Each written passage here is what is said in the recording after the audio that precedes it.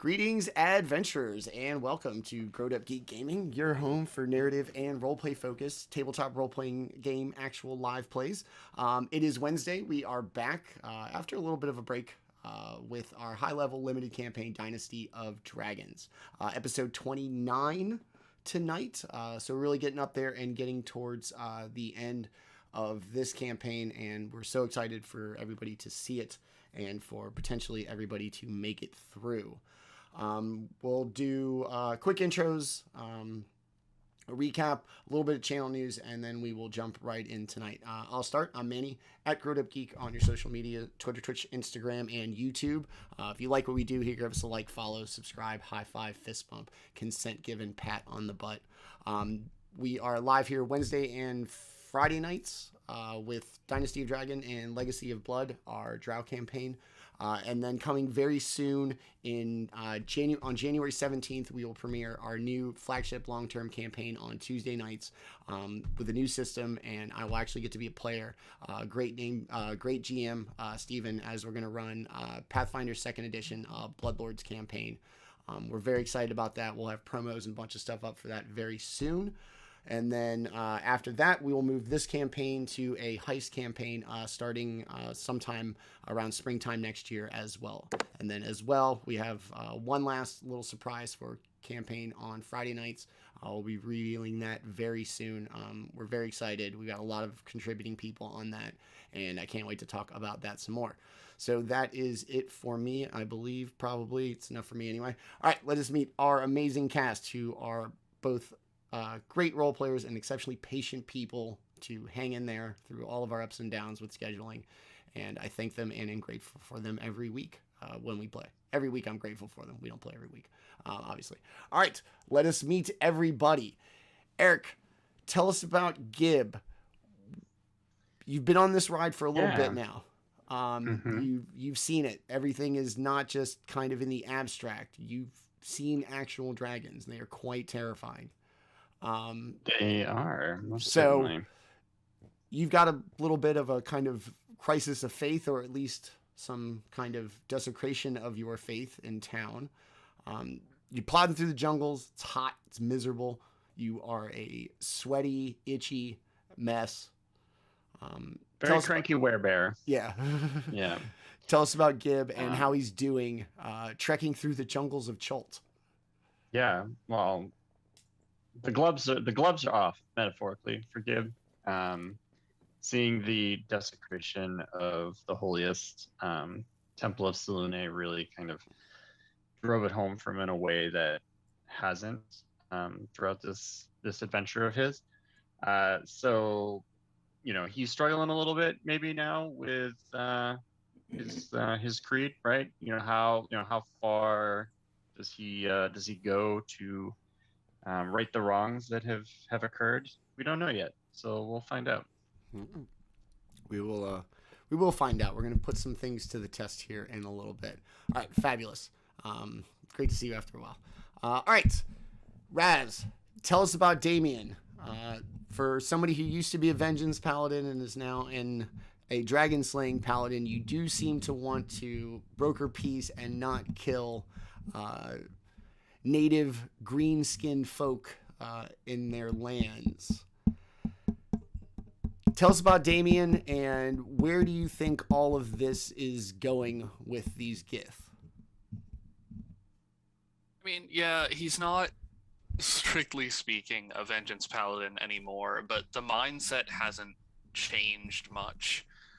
And when we came across these two groups of people, something didn't quite add up. And he doesn't know exactly what's going on, but he's pretty sure that whatever he's trying to find here is probably the thing that's actually responsible for whatever happened to these holy sites. He has no proof, but, it would be convenient. If experience tells you anything, when you go to a place and something's fucked up, it's probably to do with the plot. No shit. So, hey, something's really bad over here, you guys. I'll bet you this is it. I'm not metagaming, you're metagaming. Yeah. But, vengeance, it has to be righteous. I'm a Vengeance Paladin. I got to get the right guy. Yeah. As long as I smash something, I was like, I trashed Strahd's whole house just because. Vengeance this, you bastard. But Strahd deserves it. I don't know. I mean, he seemed all right. Invited me to his house for dinner. I mean, you know. Yeah, I think the entirety of Barovia would beg to differ. It's not like I went to dinner with Kanye or nothing. It's just, you know, it's a vampire. It's fine. Oh, I would smite the shit out of Kanye. Yeah, fuck yeah. Everybody in that room. All right, fabulous. Let us slide over our kind of cartographer and at least knowledgeable worldly explorer. Nick, tell us about Banquo. You've been on this ride along with Daemion since it started. Your math, the map you've seen this entire campaign tells you that this is the last, kind of your last stand before all of these ominous threats you've been getting the last couple of episodes come to fruition. How you doing? What do you think's going on with these Gith here? Yeah, so these Gith, they're, I don't know if they're primitive, but they are very tribal seeming.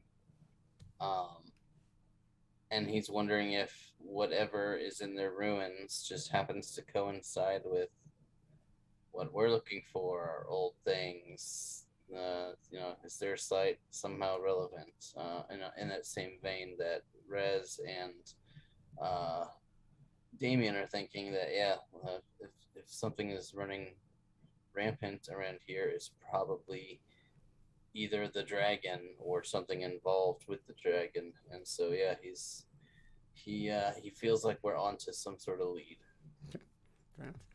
Last and not least, I saw something on Twitter this week that forget about the traditional roles of party, tank, healer, etc. The newest role is the who touches the magical items, and at least our most recent example would be Tim and Umdar, who grabbed a dragon orb relatively recently to join that little club. How's that been treating you? You have expressed at least a yearning for the concept of a cult. It's part of your upbringing and your background, and you have seen the power of these creatures as well as a level of devotion to them. How are we doing with the kind of mental gymnastics for the dragon cult? Like, where are we along in that? We got plans drawn up. We applied for permits, and then how's it feeling now that you're just, you and Gib came along at the same time? You're in this now. You've seen it. You've seen the stakes, and things just keep going wrong. You muted.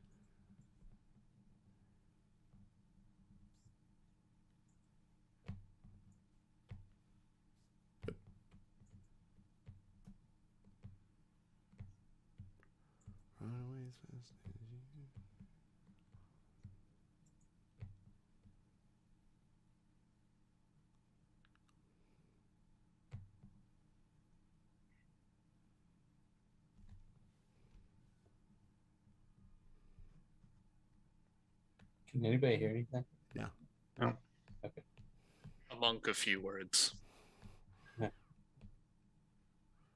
Rendered silent by the touching of the orb. It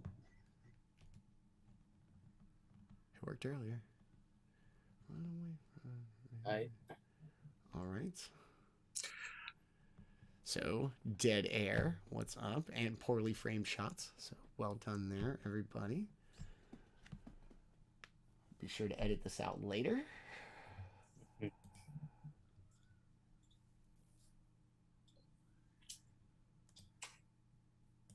How about now? Can you guys hear There me? we go. Hey. Sorry about that. That's cool. We'll edit it yes. out later. So Umdar has been following Daemion and Banquo alongside Gib for the past, I don't know, month or two, several weeks.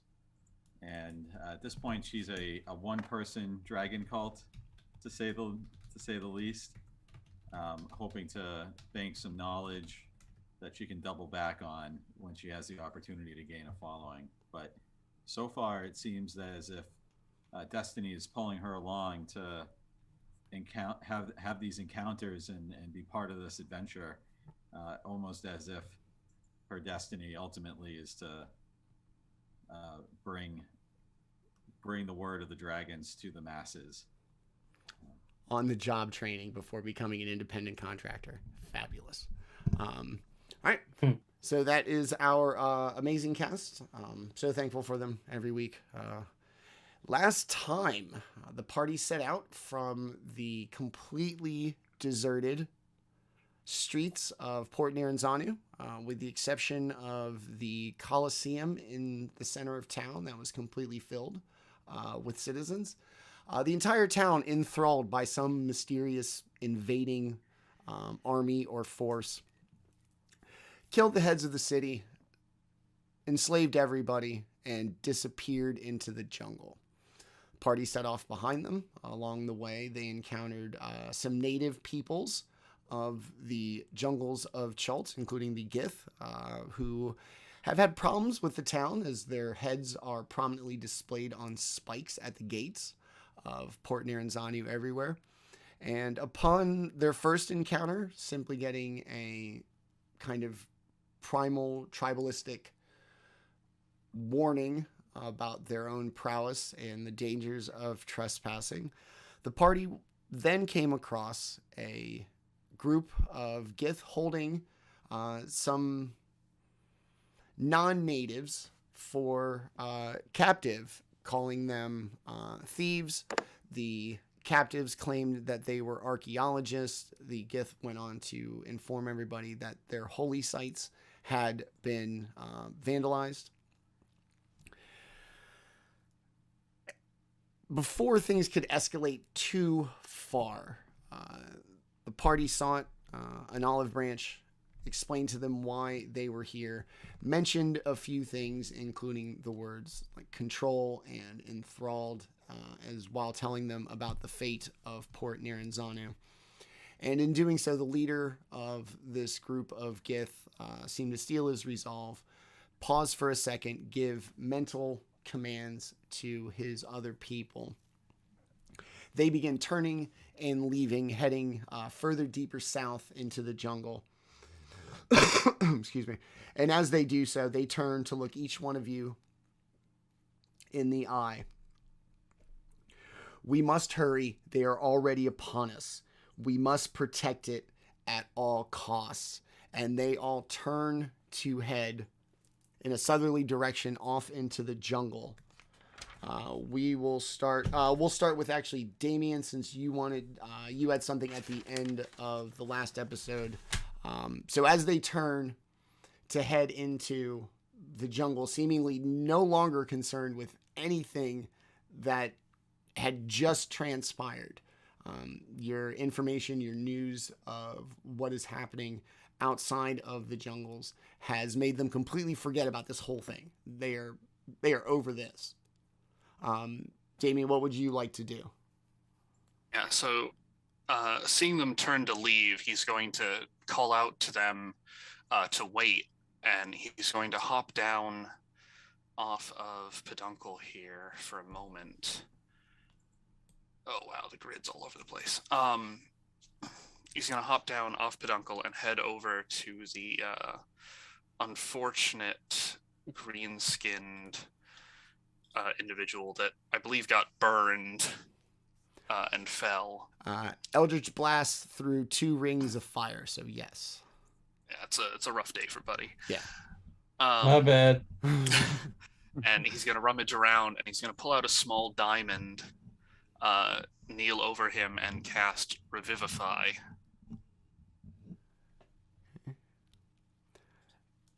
Does that one reattach limbs and stuff, or it just brings you back to life like that's it? Yeah, no reattached limbs, but I did not notice any missing limbs. Okay.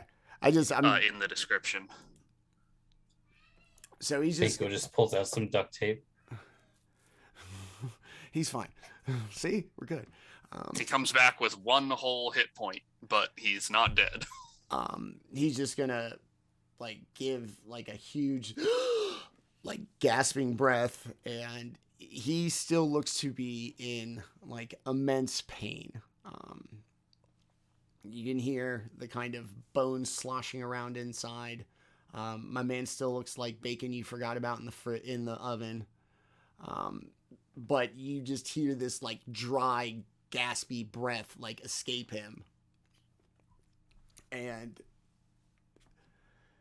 they look at him, and the one that's been speaking with you, seems to be older, just reaches out his hand, looks him in the eye, and closes his eyes, and he just goes right back to being dead. Your gestures of kindness, while appreciated, are not necessary. The end of this world, this existence, hangs in the balance. A battle that has raged since the beginning of time may yet be settled here now. We must go. And he paused on Daemion's request too, and as soon as he finishes his sentence, resolutely, they begin to move. They are leaving.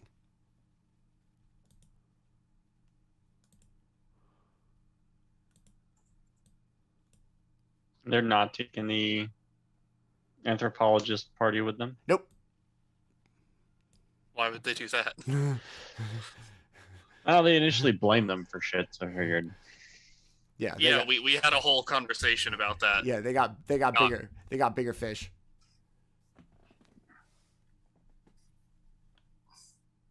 Do we have to take them with us? Don't we have our own fish to... We certainly do. They will be your burden, and if they are anywhere as capable as they claim to be, they will be just fine.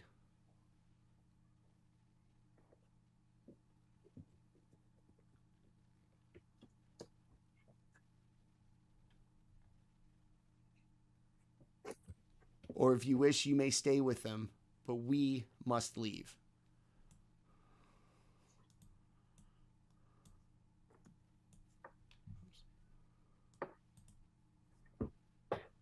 Oh, I didn't even notice that guy. A lizardy one. Cool.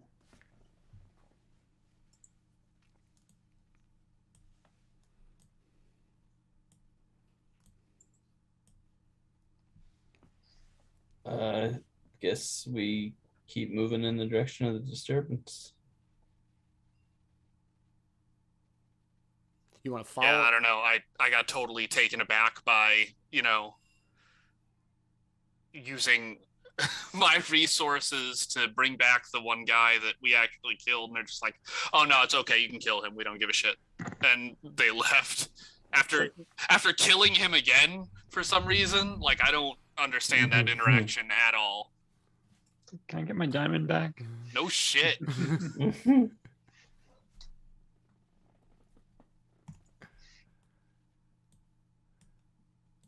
I hope you have one, because that was the only one I had, and there's another corpse to deal with. So many corpses. And the answer is probably no. We don't have to take the corpses too, do we? Nature will take them. I mean, I don't think we have to take anything. Like, we saved these people from being viciously murdered, but they're not our responsibility. Yeah, it's not. That's great. I'm not going to stop them from being viciously mauled by wild beasts. It's You guys somebody are else's going this job. way. You're on your own. Look, that's the thing, is they got themselves out here.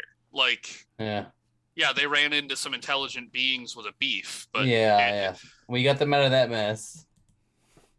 I agree with you. And it's not like we came here specifically to help them. We bumped into them on the path. Yeah. So good luck. Bye forever. You look capable. Hope your work gets published. Good luck. Yeah. I hope it stands up to peer review.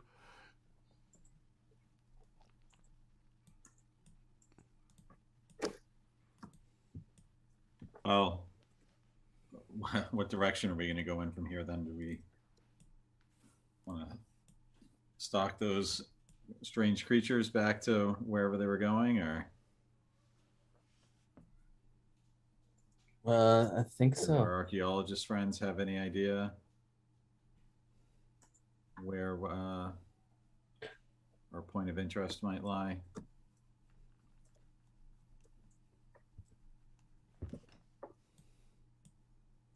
We haven't found any ruins ourselves, right?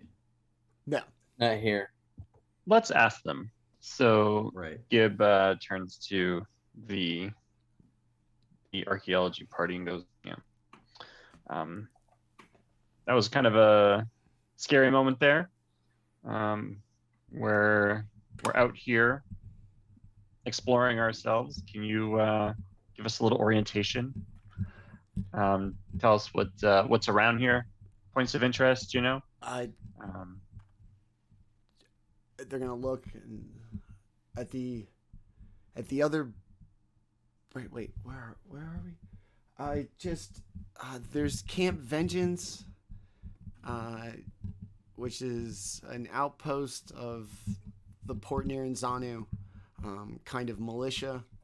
It's basically their last outpost before they kind of give up dominion over the land. That's north of here. You would have already passed that, but that's probably the closest one. And then south of here, if you go on the other riverbank and just keep heading south, we have not been there for fear of potential confrontation. That is their home, and none of us have been able to make it into that part of the jungle to see what it is for sure. They're very protective. We don't dare head that deep into the jungle. You have to have heard, children's rumors, kind of, they say, kind of bugaboo chatter about it. You got to have heard tales. We know what are the myths? That they claim to be part of some thousands-year war. They will not speak of who their enemy is. It's almost as if we wonder if they're real. That this is the thing that unites him, is this belief in this war that we're not even sure exists. But they insist upon it.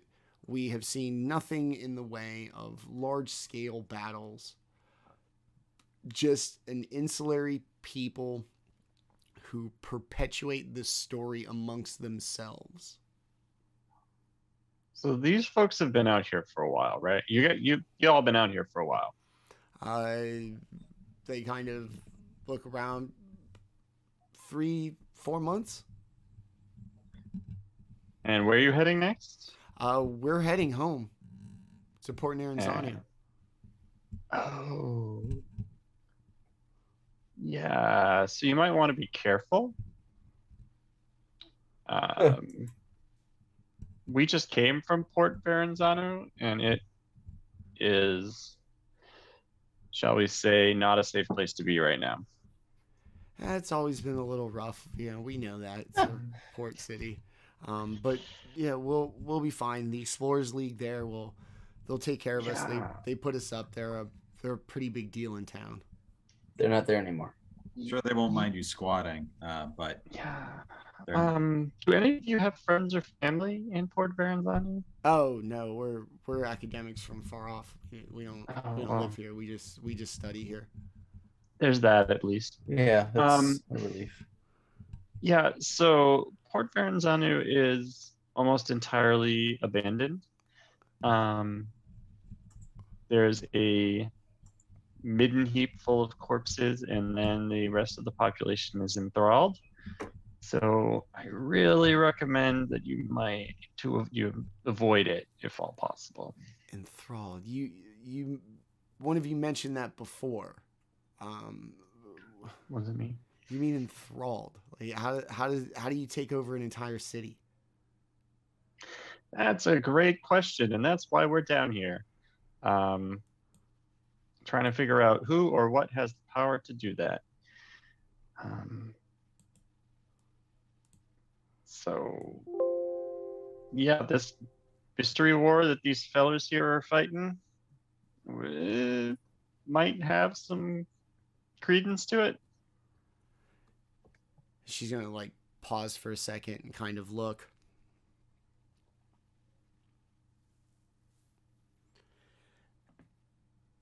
Just flips back and forth in her, and she's gonna hold up like a journal, hand drawn kind of, thing, and hold it up to you and goes, "Does this look familiar to you?"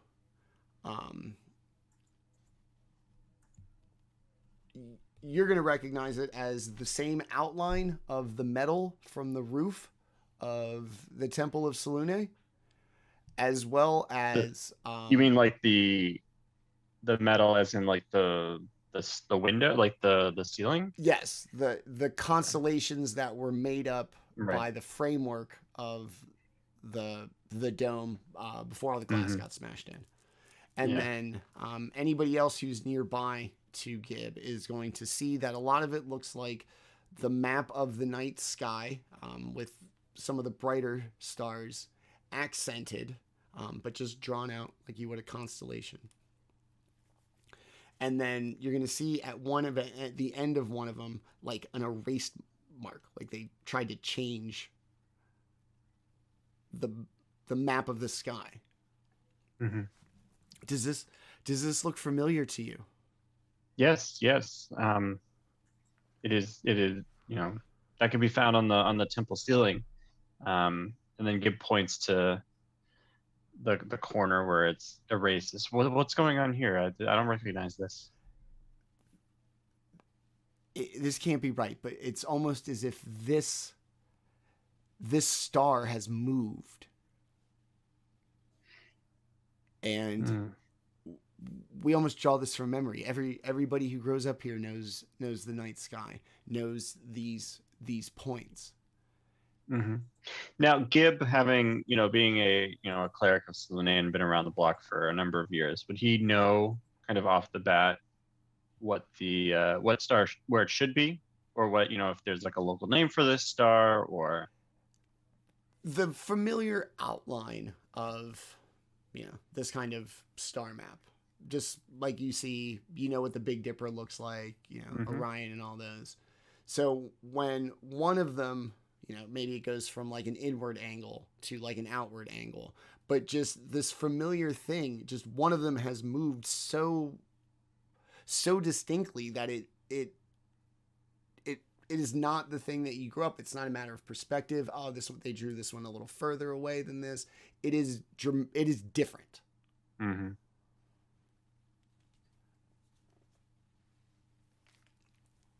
We've seen these all over, everywhere, and everywhere down here. The map has been this one. She shows it to you again, and it's the one that's wrong. Mm-hmm. This is their map. Why is their map different? Yeah.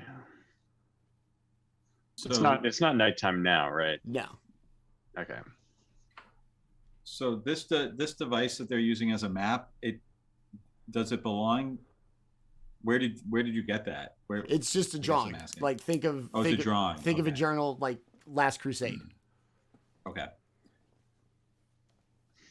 Yeah, but it was represented on the roof or on the ceiling of the cathedral.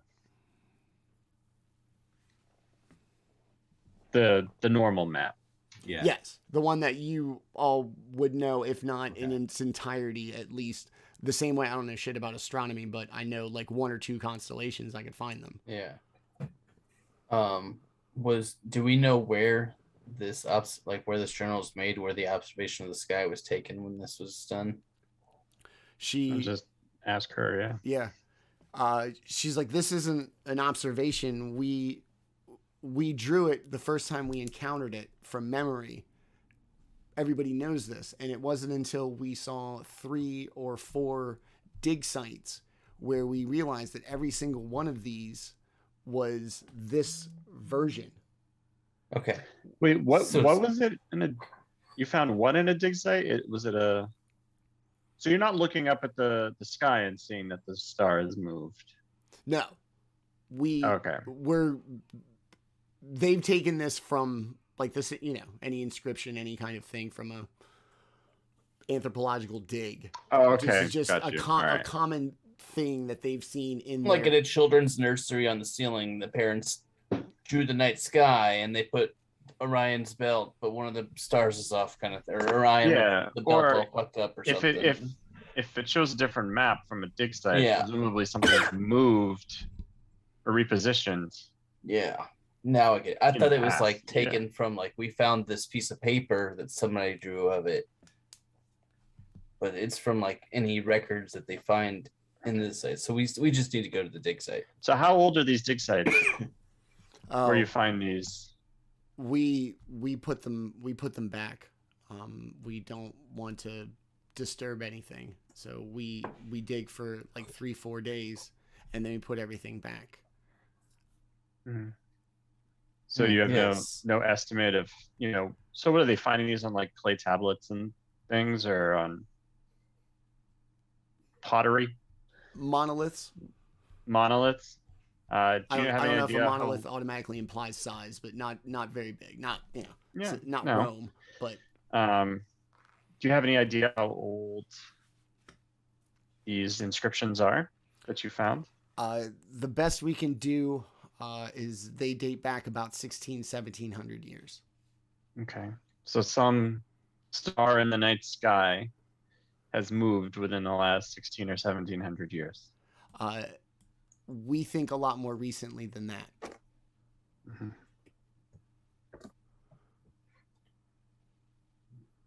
Well, it Well- sounds like we need to go to the dig site. Sounds reasonable to me. I kind of What want do to you see get? one of these monoliths firsthand. Yeah. You have Where's- any? Where's the closest one? There's one probably about a day up the river here. What Did do we you think? just come down that river? Oh, I'm sorry. If we're gonna do it that way, they're gonna say downriver, Okay. south of here, deeper into the jungle. What do you think of Daemion?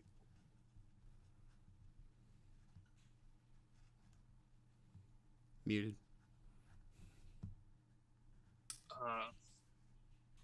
I don't know. I mean, this there's a lot we don't know this time around. We're just gonna have to keep forging ahead until we figure out something we can go on. Yeah, it's kind of my thoughts. Dig site seems to be the next. Yeah. Maybe we'll find something that points us in the right direction or gives us some insight as to what we're dealing with. Well, thank you. And what's this bearded dwarf's name, or whoever I was talking to?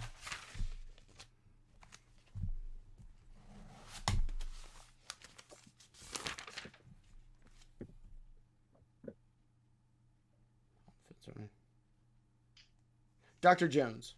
Dr. Illinois Jones. All right, Dr. Jones. Well, thank you for your help. So Gibb's gonna shake her hand, and also in a very practiced way, gonna hand her like a pamphlet of Salune.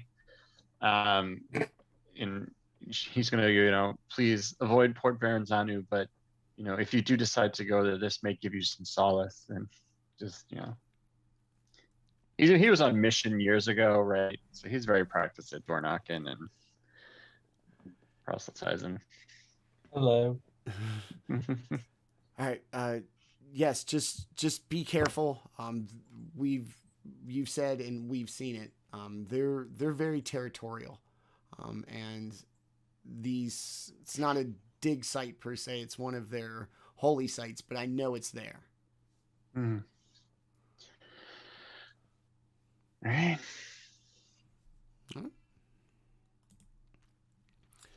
You head off following the river. Eventually, above the canopy, you're gonna see, for the first time, like a created structure. It's not just the dense jungle canopy of Cholt, but what looks like a stone structure sticking up out of the canopy. The only thing is that it looks damaged or at least incomplete. You see what looks like kind of the silhouette of like shoulders and something sitting in a chair, but smashed up and irregular.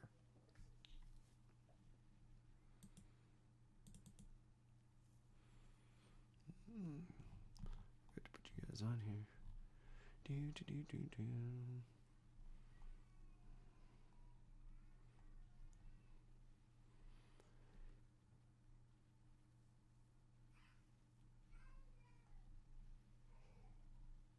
There we go. All right. To make your way down this riverbank. And as you do, you are going to see what looks like a camp set up in this statue that is, what, 50 feet high? It's 50 feet high. It's smashed on the side. Don't worry about the picture in the upper right-hand corner. This one's damaged and broken. And there's seemingly like an abandoned camp that looks like it was once occupied pretty recently, but a lot like Port Naranzanu, it is empty. And this is in the territory of our new green friends. Yes. These are the ruins that they said are desecrated, I think. Yes. We're going to go make sure nothing's been stolen.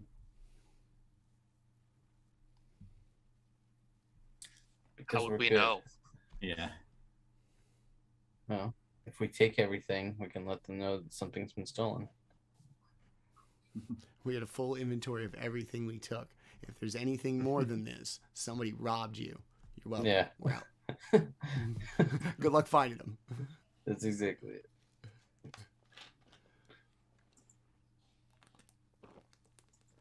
You should probably look around. Yep. Yeah, maybe explore the tents, figure out what the camp was set up for, what they expected to find here, and then. With the exception of a few tents and a few structures, everything else looks to be well built, well maintained, and it doesn't appear to have been there that long. Like the canvas for the tents isn't all dry rotted and full of holes. All of the physical structures to support the tents are standing upright. The ropes to secure them still seem pretty tight. Does it look like there's like a main tent? Like if this was a operation, like a large operation, does it look like there's some sort of main That's absolutely not what I wanted. office administration tent kind of thing? Maybe the large one over here, or one of these two big dome looking ones. Or yeah. It's gotta be somewhere where the head honcho sat around on his ass while all of this was going on. Okay. Maybe there'll be some sort of papers or documentation, or I don't know, badges or other name written down on things, indications of something, manifests, orders. All right. We'll just go one at a time. Gib, what do you want to do as you kind of roll up to this ancient statue, but with these tents and things in front of it? I mean, I'm gonna walk cautiously amongst the tents and poke my head in. Okay. See what's around. Kind of try to determine how recently. Well, we're assuming that these archaeologists just like left here recently, right? Is this where they were hanging out here? Okay. Just give me an idea on the map where you want to go. Sure. Laser pointer. I'll just move my dude. I'm gonna come like just hang out over here. Okay. Just walk around. All right. Banquo, where do you want to go? I'll go towards that big central tent. Okay. Umdar? I'm gonna back up Banquo. That large tent. Okay. And then That's Daemion. my attention. More so than the campsite, he's really interested in these ruins. Okay. Something old like this might actually have something to do with the vault. Mhm. Can I summon Walter, my trash panda? Yeah. Heck yeah. Nice. I'm gonna write him. Do you need the token? No, I'll Okay. just pretend that he doesn't ring. Okay. I was like, because I do have a token. I don't have a you riding. Yeah, what Token. stat block? I'm just for speed. I'm trying to figure out what their Boom. speed is. You 60 feet. okay? That's cool. Thanks. So, all right. So we'll do this one at a time.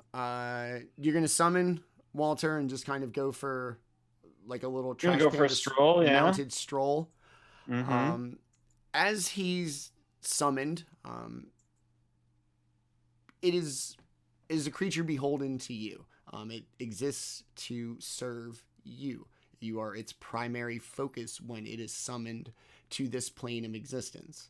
Oh, I feel loved. The second that commitment is met, his nose is in the air, and that very kind of trash panda-esque behavior really begins to come out. You can see it swaying a little bit more and not necessarily staying on a straight path, but definitely trying to investigate what's going on in the tents. Is it more like curiosity, or is it more like there's something here that's a threat and I need to figure out what it is? There's a lot of sniffing. Okay. I'm gonna like let him guide me Okay. more so than keep a under light control. But yeah, if he's caught wind of something, I'm gonna let him lead me. Okay. Give me a perception check, please. Sure.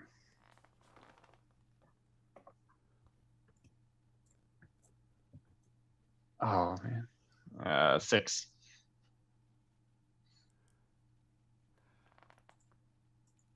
It could be you. You are a werebear in heavy armor. It Mhm. could be the trash panda that you are riding in top. It could be the natural ambient smell of the jungle. Something smells a little weird. Yeah. Okay. Now follow my nose. Eventually, Walter's just going to take you around the corner to this open, large tent. And inside, you can see 3 humanoid-shaped beings with what looks like their heads crushed. Oh my goodness. Like fully crushed. There's a lot of fluids coming out of a head that is not typically that slightly irregular of a shape. Sounds and okay. Hold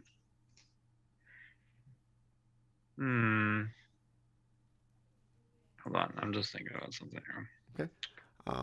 And as you peer into the tent, that weird whatever it is in the air like hits you smack in the face from this tent. Okay. Okay. Can I speak with the dead? Sure. I would like to do that. All right. As you get that ready, we'll cut to Banquo and Umdar. You're going to watch Gib go down one of the rows of tents atop Walter, who seems very interested in the contents of each of these tents. I would need each one of you to make a perception check as well.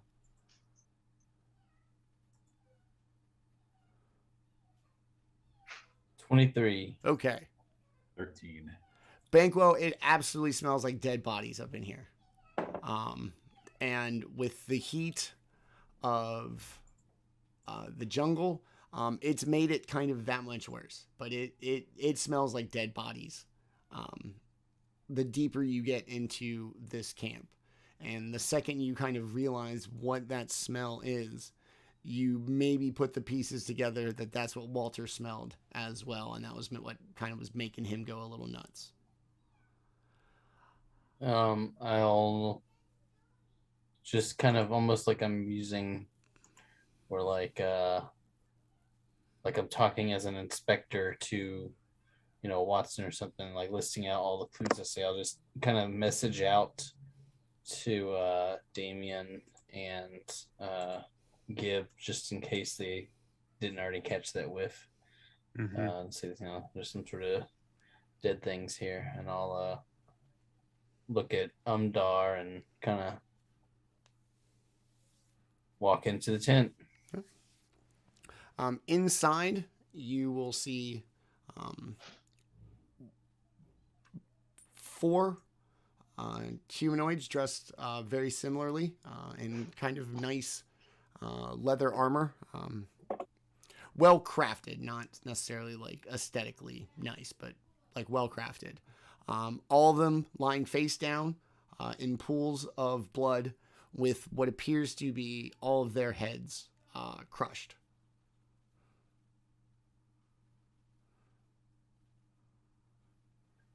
Have their belongings been taken from them, like their valuables?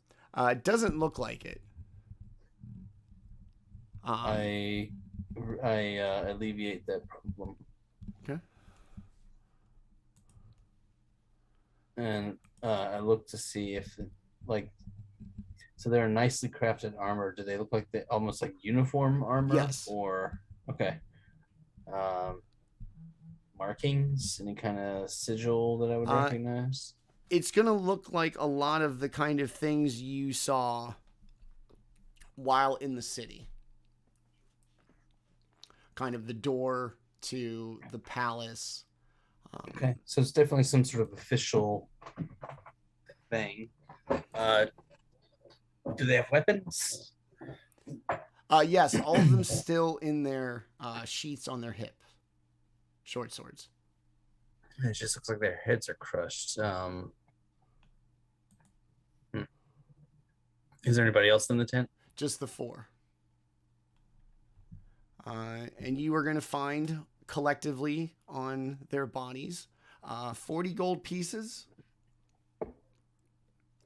What appears to be a map of a very localized part of the jungle with this camp as basically the kind of starting point. Okay. No correspondence? No. Okay. Do Umdar or I find anything else in the tents? Is there any... Does it look like it's been ransacked before we got here? Nothing seems to be amiss. It almost looks like 4 people just fell down and everything was just left as it was. I'll kind of point that out to Umdar and say, do you see any weapon or see any, what looks like something could have done this?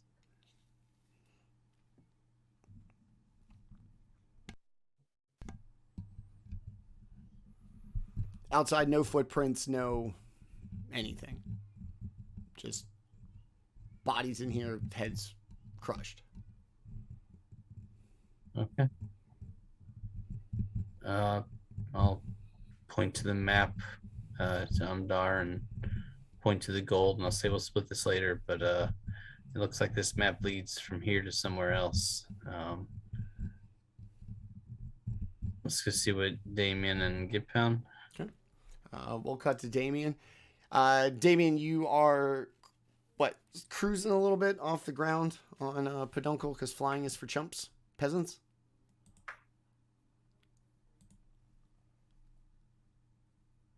You're probably muted. Sorry, You're good. I had someone walk in. Okay. So you're gonna fly up. This entire structure is probably about 50 feet tall from like the base of the platform where the feet begin to the top of its now smashed upper half. But from here, it clearly is some humanoid sitting on a chair, in the kind of manner that you would make of something you worship. The head has been smashed, and in between the feet on the platform, it looks to be a giant stone door. Well, place of worship would remain consistent with the last fucking dragon vault that we found. Suppose that's not that weird. Yeah, I mean, big fuck off door is presumably some kind of entrance. Let's give that a shot. Okay. It Never doesn't. met a big fuck off door I didn't open.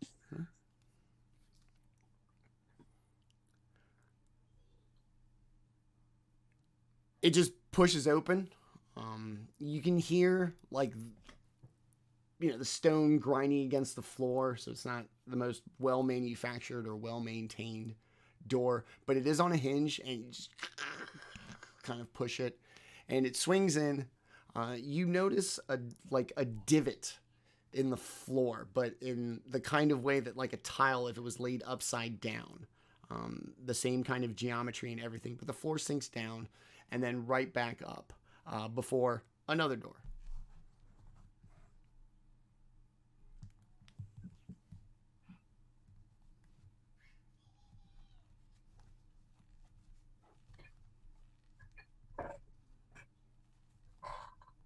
And I was muted again. Damn it. Yeah, I mean, I'm not really sure what to make of that. Obviously, something's missing, but whatever it was, it's fucking huge, and I have no idea what it is. Yeah, I mean, hell, might as well try the next door, I guess, before I bother anybody else with, hey, I found a fucking hole in the ground. This door, instead of like hinging on one of the far ends, it swivels about an axis in the middle. So it just becomes, one of those Scooby-Doo sliding doors. As you push on one end and it gives a little bit, you can feel it catch on one as well and becomes this kind of double spinning revolving door.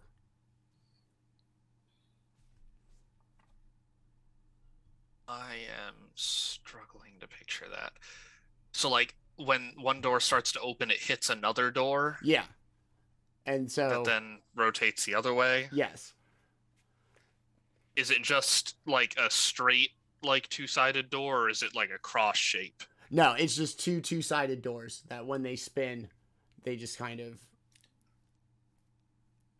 All right, that's odd. Kind of useless as an airlock, so I don't really know exactly what's up with that, but at least it's interesting. And I can tell people I found something interesting. Maybe if he's done, robbing corpses, the scholar part will come out and be interested by this. I had more, but you go ahead. Yeah. As soon as I'm done. Yeah. I'll totally come scholar this up. But in the meantime, ooh, shiny. Hey, Banquo, what the fuck do you make of this shit? That appears to be a revolving door. Okay, but what moron would set up two revolving doors so close together that they hit each other? Maybe it's so that they can be forcibly kept open. I don't know. Old people did dumb things. Is there more? Does it look like there's more inside? When the doors, you do push them and they, manage to bump into each other enough so you get a clear view into the next room. It looks exactly the same as the one you're standing in, but except instead of the floor part missing, you notice a collection of 16 metal tiles laid into the floor.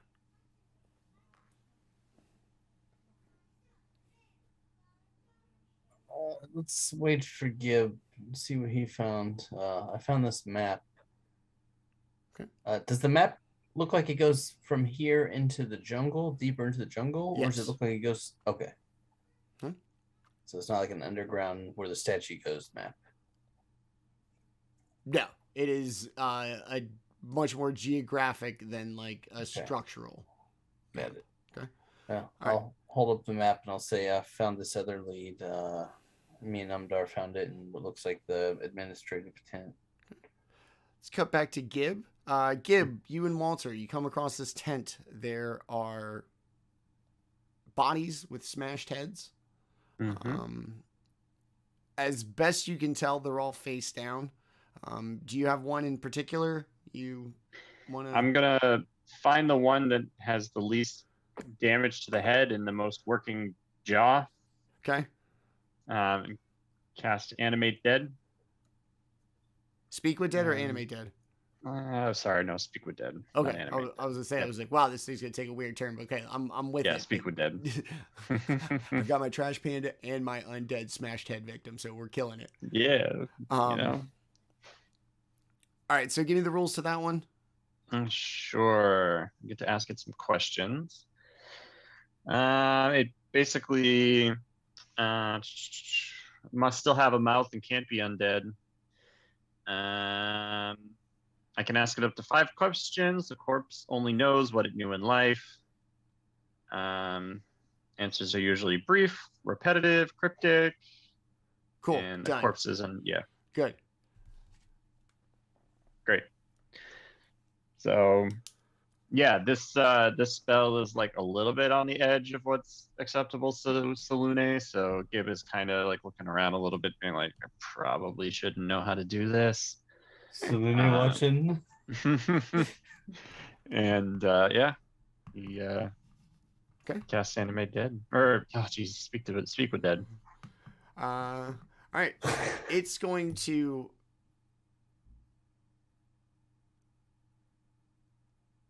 Like the second you see the spell take hold, like somebody just turned on like a radio in the middle of like a scream. Just this blood curdling, agonizing like scream is just going to come out, followed by the words, it hurts, oh my god, it hurts, as they kind of like squeeze at their own head. Mm-hmm. So I'm gonna take. I'm gonna cup this this person's head, and I'm gonna. Shh, it's okay. You're dead. What happened here? It's okay, child. The commander called us all to attention, sent us back to our tents, and then we all got headaches.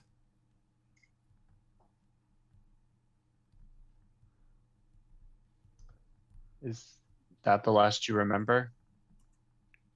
Yes.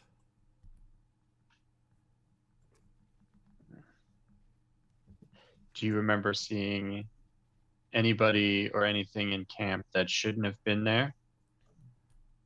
Or hasn't been there before? Yes. What was it?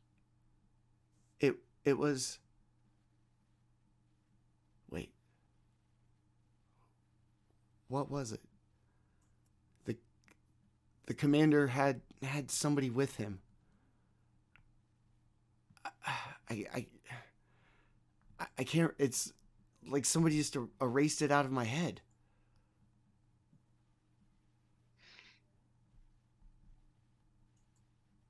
Which day is it? Today. He's going to give you the date 3 days ago. Okay. I think that's 5. Yeah.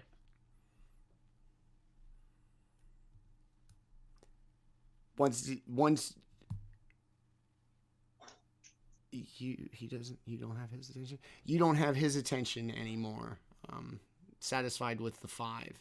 He goes back to just the agonized, blood-curdling scream, ow, my head, my head, my head, and then it just kind of trails off as he just goes right back to being dead. Umdar, Daemion, Banquo, you will have heard this screaming and everything. It's loud. Camp's not that big. You would have heard this, and depending on where you are, would have seen Gib kind of standing there as the scream came from seemingly an abandoned part of the camp. Oh boy, Gibb set off another cart bomb. Mm-hmm. The body goes back. You've gotten your 5 questions answered, Gib. You see kind of everybody at least kind of gathering near the foot of this structure. What do you want to do?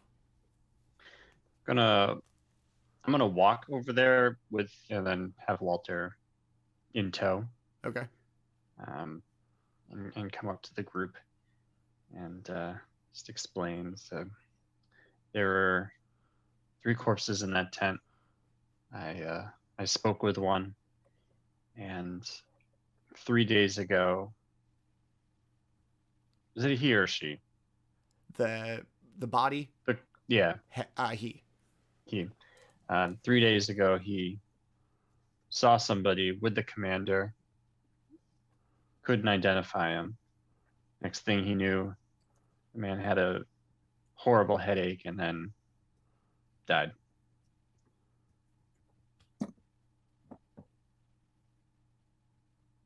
Did the headache kill him? He didn't say that he was killed by any specific person or in any particular way. So perhaps some strong psychic force did this. Sure, you're no Okay. stranger to a headache that feels like it could kill you. Every time I'm hungover. Yeah. Yeah, all of the imploded or exploded heads in the tents suggests it's something like that. Yeah. And it could have all happened at once. I mean, everybody just looked like they dropped where they were. So Yeah, no weapons drawn. If somebody was going in, yeah, blowing It up clearly heads one wasn't by done one. Yeah. individually. Yeah. So whatever we're dealing with has some gnarly abilities. Well, Daemion found something inside this statue that we should check out, and I found this map. Great. One of these things is closer, so shall we enter? Yeah. Can the buckle fit? Bring Walter in too. All right. Daemion, is that as far in as you are? We haven't gone through the double swinging doors. No, I didn't go through them. Okay. So, Gib, you're going to peek in. You're going to see this old stone structure, with the exception of what appears to be like a panel out of the floor, missing. And then beyond that, if you want, the doors don't like perpetually spin, so you could just kind of rest them in such a way that you can look through it, even if you don't want to walk through it. And then through that, you can see a room identical to this kind of entryway, but instead of the hunk of the floor being missing, it has 16 metal tiles occupying that same space in this room. Like on the there's 16 unique tiles on the floor. Is that what you're saying? Yes. 4x4. And they give off a kind of metallic. Okay. And beyond that, is it just a wall? Or... There is a more elaborate door with what appears to be like holes in it for locks and the such. Mm-hmm.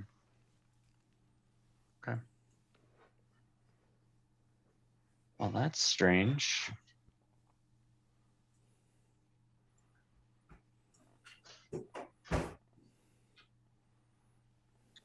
Let's send the dexterous monk in first. Clunk, clunk, clunk, clunk, clunk. Yeah, you want me to try and make my way across this oddly tiled floor, or Do you think, greasy woman?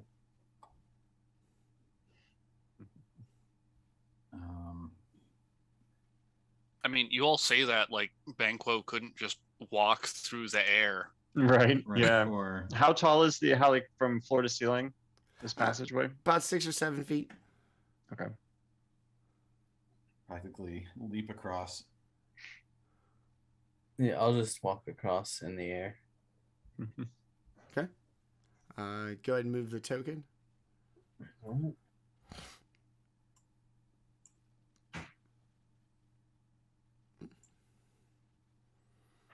All right, you come to the double doors, through them, just up, and like I said, now that you're in it, it is literally the exact same room you just walked through, except instead of the very clear section of the floor missing, it's here. And is this like a wall or like a portcullis kind of door? Nothing, it's just the way the tiles are. Okay. I'll keep floating on through. Okay.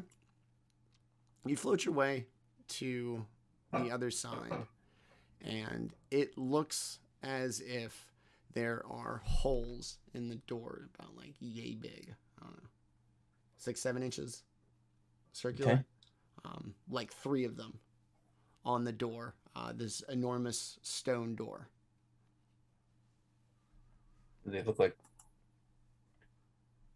I'll cast dancing lights to pop up just a couple balls of light, and I'll try to look through them, kind of like try not to get it right on. Do they look like they're arrow hole kind of things? They're much bigger.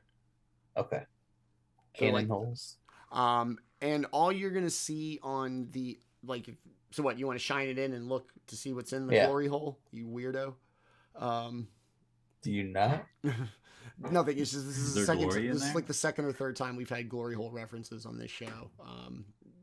Last one was like a stabby glory hole or But something. not the last. Not the last. The glory hole of stabbiness. Yes. And you can see it. It's looks like somebody, cut a perfectly nice hole through this door. And on the where it stops, it just looks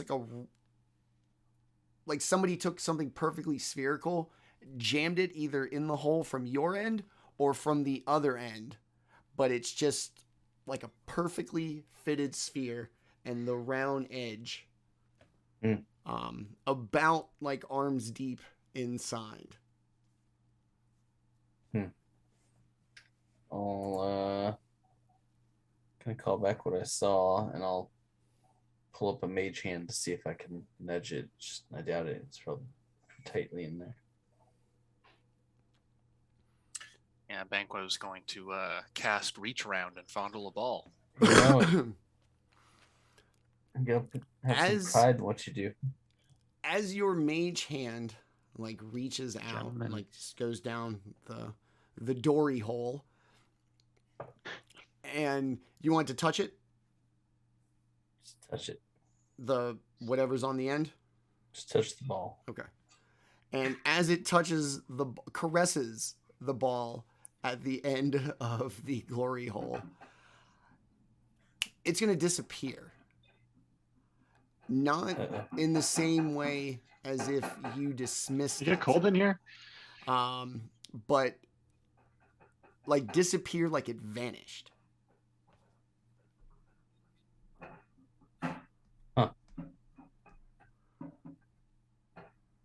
Looking in the other holes, does it look like it appeared in a different one?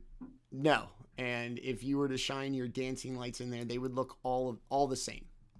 Okay. I'll try to push the door open. Nothing. Gib. Yes. You want to earn a silver? So cheap. Gibbs, he's still hanging out here. He's like, "What do you want?" Come open this door. Want to be fun. So so the hole that's in kind of the missing floor here in this first section. How is it? Just 20 feet wide or 10 feet wide here? Yeah, 10 feet by 10 feet. Okay. Can Walter clear it if you ran and jumped with me on his back? It's not that kind of hole. Yeah. Fine. It's just like it's just a tile like is missing. Man. Like it's a divot. There's not some Yeah. like epic gap that you Yeah. have to leap over. Jump in Why? anyway. Well, he's still gonna treat it like the floor is lava and have Walter just jump across because that's cool. Okay. Is that what you would do if floor was lava? You sit Yes. stuck? Okay. Walter's gonna clear it, land. Banquo, would you leave the doors such that like he could just walk through? I left the bucket of slop on top. No, yeah, I just left it Okay. open. And then so Walter like lands back on the ground and Gib just like jumps and somersaults off and then just stands up. Like it lands on his feet, being like, "What do you need?" Like a badass, huh? Yeah. Okay. And he just turns to Banquo, like, "This floor all right?" Yeah, it's fine. Okay. I need you to open this door. All right. I have no idea if the floor's fine. I didn't step on it. Is the floor fine as he crosses it? if you walked across it, yes. Great. Good to know. It's just a metal tiled floor. Okay. Cool. Yeah, I'll open up this door. I'll guidance you. I think you need to back into it. Use a little elbow grease here. Yeah. Okay. Great. All right. So what's the plan? You gonna try to push it? Yeah. Okay. If that doesn't work, we're gonna see if Peduncle can charge the goddamn thing open. Give me an athletics check. Athletics. That's something I can do. And then hold on, I got a D4 Uh-huh. if needed. Guidance. An extra 4, so 23. It doesn't budge, like not even the slightest. You may have hurt yourself, and depending on how much effort you put into it, especially if you took like a running start. No, definitely not that. Okay. But So yeah, elbow shoving. no give, no even sensation of two pieces, like the slightest little shift and grind, like nothing. Mm-hmm. All right. Are we sure this is a door, not a wall, Banquo? I'm not sure, and I'll walk back outside and I'll say, how important do you guys think this temple is? I mean, do we really need to get into that door? Because I This is can. most uncharacteristic of you. The harder the door is to open, generally the more important whatever is inside. Well, I'm trying to gauge whether it's something that we need to spend more time and low effort on. Do we or, think it's... or if I can just take care of it with one spell right now and we'll call it done. All right, so looking at the door, what Mhm. is it made of? Stone, wood? It is made of the same stone material as the structure, the statue on the outside, and Not for long. it has like equally spaced apart in a like a nice triangle in the middle of it, all of it within reach of yourself and even Banquo, who's going to be shorter. These holes, and if these holes and you look into them are any indication, this door is like 3 feet thick. Like it is the length of your arm, and then at the end of it there is like what it would look like if what a cannonball would look like from your perspective. It is fit snugly. It is very clearly spherical, and it is in there. Like, so in the middle, so like a foot and a half in? Yeah, if you were to reach your arm Yeah. all the way in, you could at least touch it, if not grasp at the part that's exposed in the hole. And there's 3 of them. There's 3 of them. in a triangle. Yes. So Gib needs to like put 2 hands in, and then Banquo needs to climb on his shoulders and put another hand in, and then we all play with our balls at the same time. I mean, that sounds reasonable.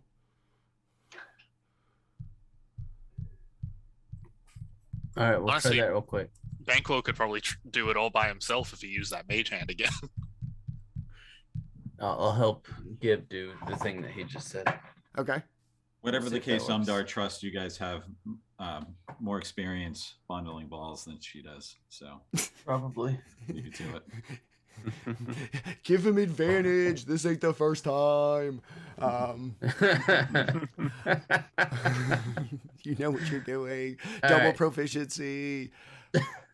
I will guidance myself, presuming Gib can also guidance himself, and we'll see if his I can indeed. method works. Because if not, I'm gonna go outside and just spill this problem away. Okay. So, Gib, you're in with both hands. Yeah. Banquo, you're in with one. Of the Coordinated mage variety. coordinated effort. 1, 2, 3, go. Or how do you guys gonna do this? We'll go on 3. Okay. Oh, no, on 1. All right. So 1, 2, 3. You both like reach out as far as it could go and grasp a hold of this. For a split second, you feel the greatest you have ever felt in your life. Just Everybody feels great fondling an balls. absolute euphoria. Umdar is upset that she gave up her spot to do this. And for like a brief second, you go, fuck yeah, this is awesome. And then you realize your hand cannot be removed from the sphere. You get an intense, crippling headache. I need both of you to make intelligence saving throws, please. Oh, no. Gib does that kind of The like trick fuck does. cartoonish, like, come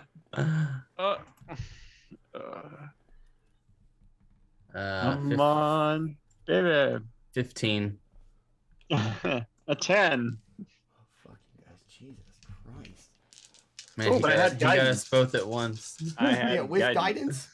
No, I'm gonna roll Guidance down. is on checks. Oh, just checks? Shit. Okay, then forget that. So it's a flat 10 then. 6, 8.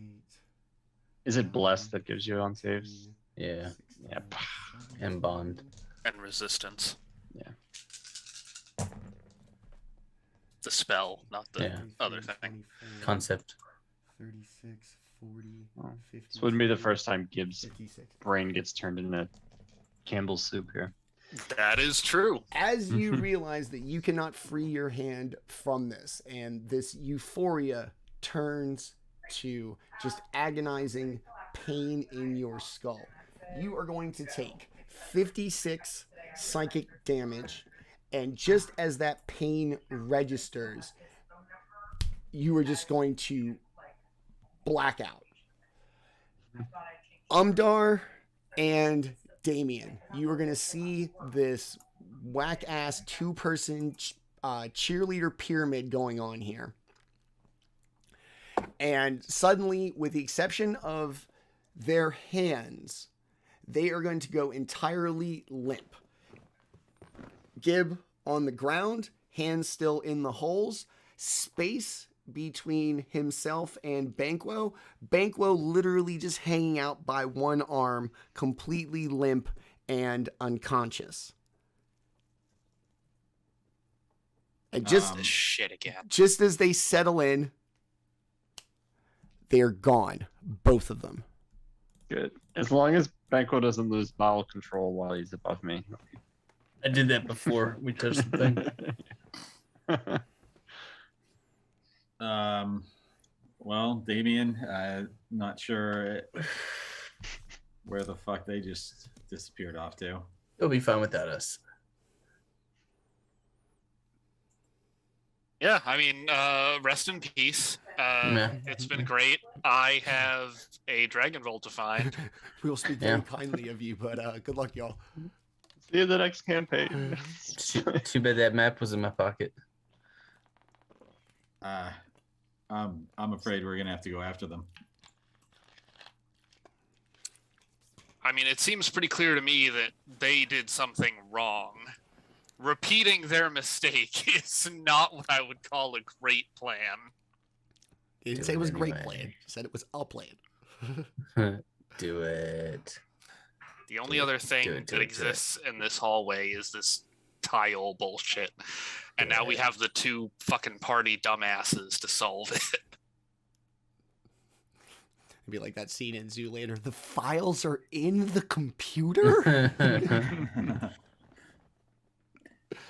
Yeah, I'm pretty stumped. The only good idea I have is to do the same dumb thing that they did.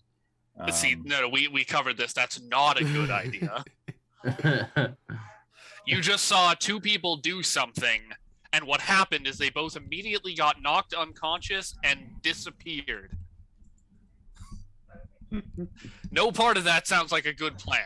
You did Can I it get one a time. closer look at this tile floor? It's and do any of the tiles look different or? They are all made of the same material. It is a familiar metal. Looks dense, heavy as fuck, slightly blue tinted. This time laid into tiles on the floor. And depending on how close you are you standing on them? Yeah, Okay. standing at one corner of the 16 by 16 grid. Oh, did I disappear? Yes. The second you stepped onto the tile, gone. God, I wish I'd heard that bit about a familiar metal much earlier. Nobody took a look at it. It's just metal.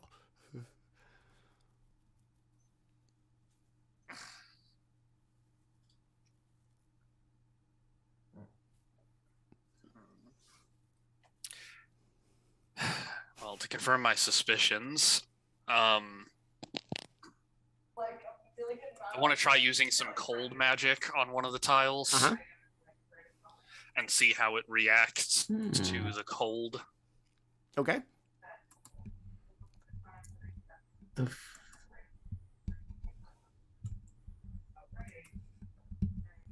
This is the part where you tell me what happens. Oh, Yeah. some cold magic. I thought you were looking for a spell.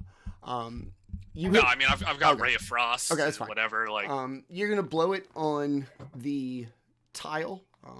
It's not perfectly smooth or polished. It's very rough. This metal is equivalent of like wrought iron, texture-wise, smoothness-wise, everything. You've picked it up. You've dealt with it. It's much heavier than it appears, and you hit it with this little bit of cold magic. And after you go to touch it to see if it taken any effect, I don't know if you've ever seen like collector's Nikes that nobody ever wears, and then somebody like touches them and it just like dry rot crumbles apart. oh god. So as you touch this little corner of this tile you hit with Ray of Frost, it's almost like scraping off like the top of like a cake or something. It just easily comes right off. And within seconds of it coming back to normal ambient temperature, especially here in the jungles of Chult, as you wiped away, that's exactly how it remains. The top that you wiped away, that little layer of film, kind of collects into a very, once again, solidified, like, piece of slag, if you were forging this. And then the tile that you touched just looks just like you did, but now set.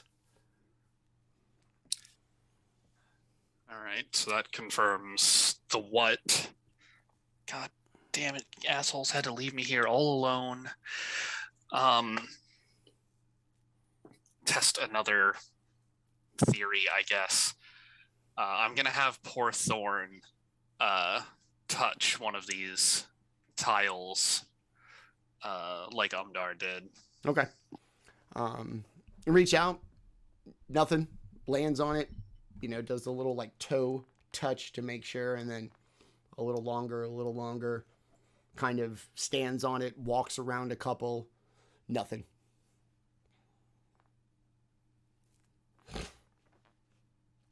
Then what the fuck happened to Umdar?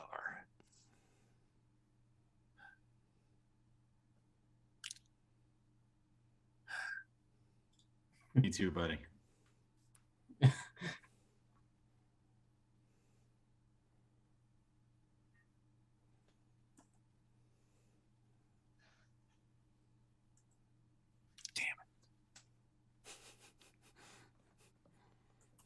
I want to just walk into the room. Do it.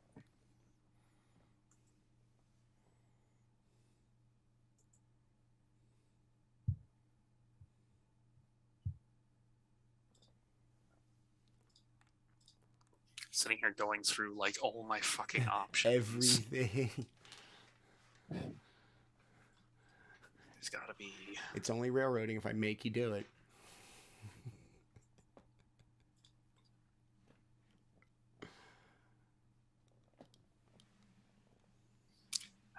All right. Guess who's next? Peduncle. Give it a shot, buddy. Okay. I'm just like, the fuck Let's you put in say? full aspect. Same thing.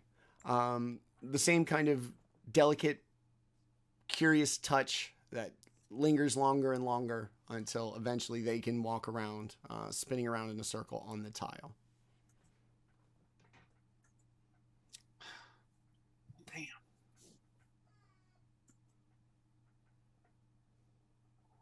Let's see. Peduncle's now got more. What's the word I would use here? Je ne sais quoi. Dexterous limbs. Give one of those orbs a shot.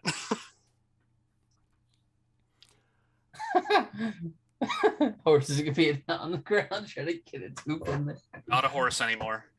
Oh, that's right. He's a dragon thing, or a dragon nail. Hence the thing about the more dexterous Oh, limbs that it All right, has now. so Stick his tail in. what is it? All right, what is Peduncle technically? Is it a summoned creature?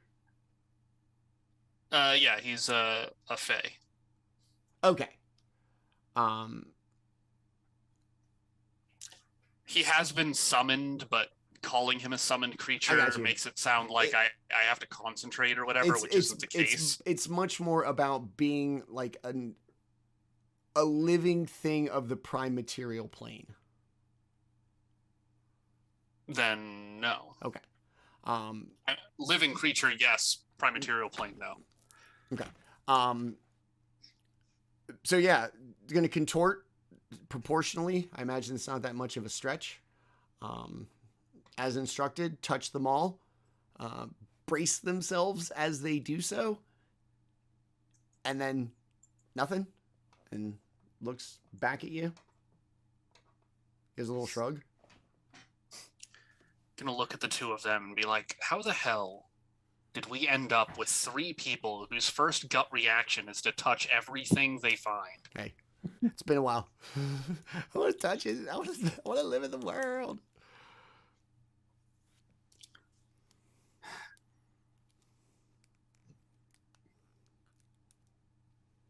If I could have gotten one of them through, this would have been so much simpler.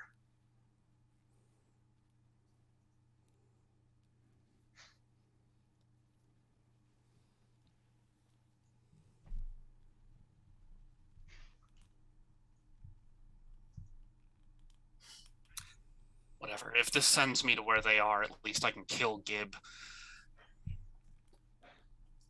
Oh, Yeah, I'll try one of these. it's like that. Actually, you know what? Fuck it. Just because I really want to know, before I do anything else, I'm going to completely disintegrate one of these fucking tiles with cold magic. Okay. I want to know what's under these fucking things.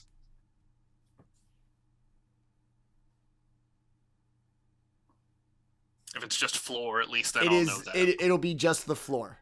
It looks exactly like the room you came in beforehand, as if somebody picked up this big panel of metal tiles and removed it. All right. Well, that was for my own edification more than anything. I really wanted to know if there was something hidden under the fucking tiles. Then I'll have Thorn come back and sit on my head, hold on tight to Peduncle, and roll my eyes as I touch one of these fucking tiles like Umdar did. As you do, you two will just vanish, leaving Camp Righteous completely deserted, except for what's left of the smashed heads.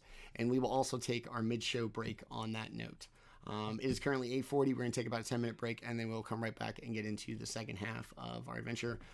To my players, I love you guys. I hope you're having fun, and sorry about that, but that's the way it goes. To everybody watching, thank you very much for tuning in. I know we've been a regular with our schedule of late, but we will be back in 10 minutes and see where everybody went and if they all went to the same place. So we'll see you on the other side. We'll be right back. Thanks. All right, we are back from our real-life short rest. Before we went to break, the party continued their adventure through the jungles of Chult, coming across a native holy site, and with a couple of well-placed and, unbeknownst to them, perfectly chosen lead to. The party finds themselves, one by one, disappeared. Banquo and Gibb, I sent you messages as to your experience. Yep. Umdar and Daemion. The second you cross like an invisible plane stepping out over these tile floors, you were just going to instantly and in a like instantaneous blink go from this passageway to a deep, like cavernous room that if you thought the outside of Chult was hot, wait till you get in here. It is just oppressively hot. There is a distant reddish yellow glow of molten rock. It smells like sulfur and OBT dub. It is hot. You and Umdar kind of come through. Daemion, when you come through, Umdar will have already been standing there. You two, upright, perfectly fine, almost as if they caught you like mid-stride when you appeared. Like it was instantaneous, your jump. On the ground, nearby, are the two unconscious lumps of Gibb and Banquo. They're breathing. They seem fine. Who knows? But they lay there like unconscious at your feet in this cavernous, hot ass place. And let's go ahead and throw.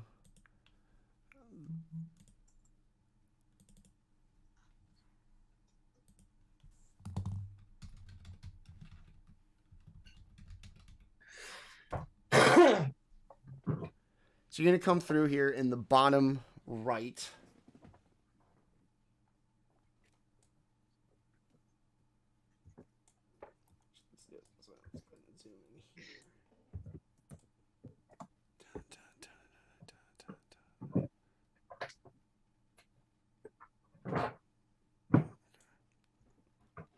So all four of you together, two of you unconscious.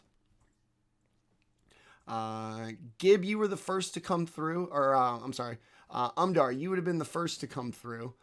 As you did your instantaneous trip, you would have just stepped out over the tiles, and the next thing you know, when your foot that you went to take that step over hits the ground, you were in this cave. Gibb and Banquo lay on the ground, unconscious in front of you. Literal sense, not mechanical sense. And then, okay. And then just a couple of moments later, Daemion is going to just materialize out of nowhere. Perfectly fine, no worse for wear, same as yourself.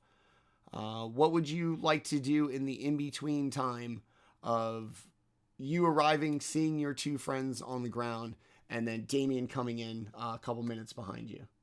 Yeah, I'm gonna lean down next to them, between them, and kind of shake their shoulders, try to wake them up.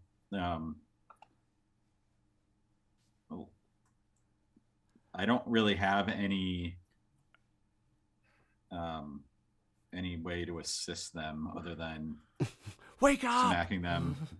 Maybe I think if maybe I want to dump my canteen and then As a sweat pours down my face, I think better of it. And I don't know. Do I make any headway? Do I get any reaction? They out of kind these of fools? stir as if like trying to wake them from a deep sleep. You can see them kind of wincing in pain, like we mentioned earlier, like when you get that hangover and the sun's just in your eyes, like you just have this killer headache. You can almost taste metal. You're super sensitive to light, and I don't know about you, but I don't like to be like scalding hot when I'm hungover. So both of you are just getting hit with this overwhelming sense of heat, as well as this throbbing pain. You're going to vaguely hear Umdar, kind of jostling at the two of you. You'll open your eyes. You don't know where you are. You are suddenly seated in this cavernous room with everybody together, not where you were a minute ago when you were fondling the door's balls. So Gib sits up and first thing out of his mouth is, I surf Salune. And then he looks around confused. What? Well, that didn't go as planned. Banquo, you're going to kind of come out of it as well. You're going to hear Gib kind of scream at the realization of what's going on. And then just as you kind of open your eyes and gain your sense, as if out of nowhere, you're going to know Gib's to your side. Umdar is kind of in front of you, trying to rouse you. And just literally out of nowhere, Daemion's just going to poof, appear as well. Nice of you Yeah. to join us. This is nothing new to Banquo. This is his first time on the other side of it. Having seen what happened to Tess and Daemion when touching the orb, and Umdar at another time. Oh, God damn it, they got me. Where are we?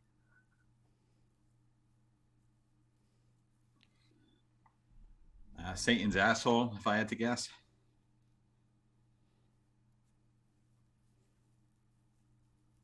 Okay. Or Well, this won't do.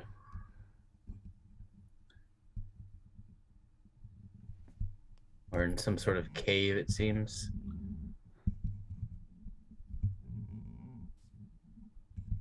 Is this like lava, or Yes. like are we on a bridge? Yes.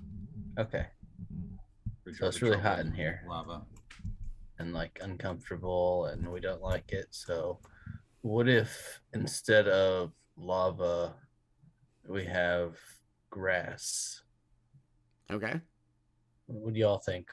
Would you rather have lava or grass that we're walking through?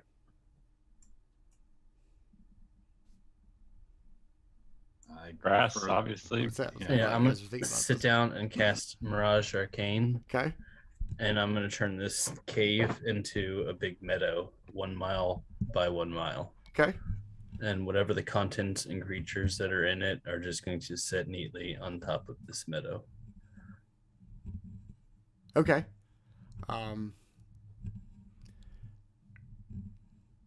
Everything becomes covered by grass. The smell of sulfur turns to wildflowers. There's even a nice breeze in here. Still cave, still no natural sunlight.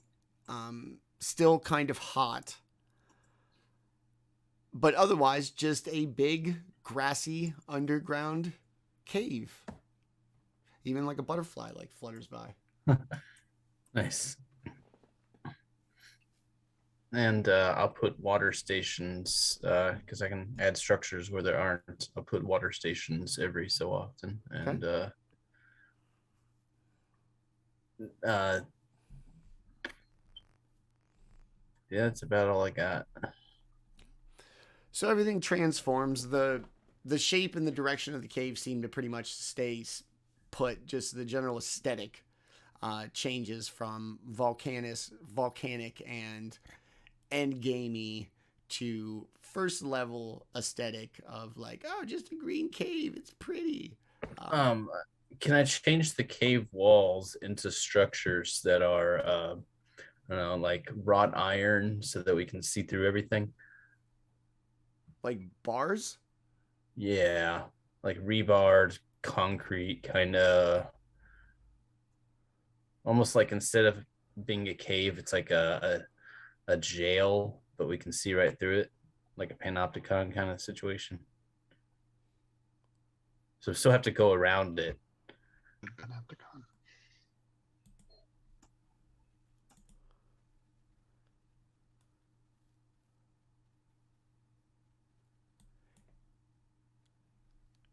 Oh, shit.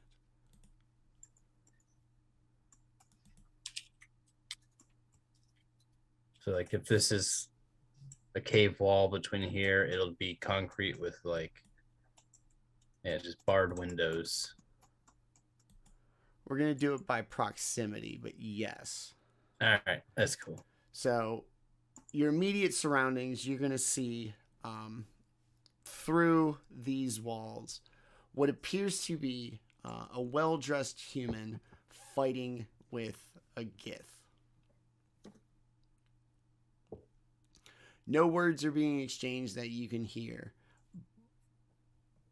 But the struggle is really like life or death. This is not a tussle. This is not a scrap. Like this is, they're fighting each other for their own survival.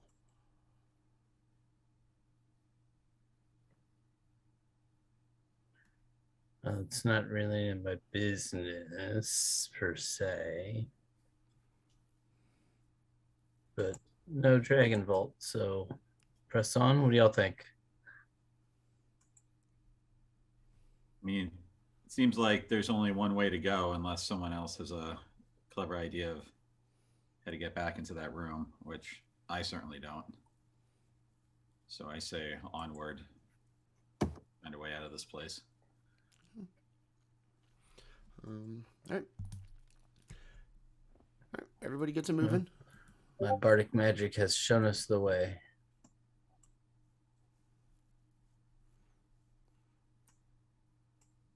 And Banquo, I'm only going to do the reveals based on your proximity. So as you move, you will be able to see more. Okay. Okay. Yeah. All right. So as you make your way around, you now can see this altercation between this Gith and this human. Both of them struggling, really like beaten to a pulp. Both of them. They've probably been at this for a good little bit of time. And in the last couple moments, they grab each other and then just kind of like throw each other against the bars. You hear like just clang and they both fall to the ground. I bet they didn't expect that to happen.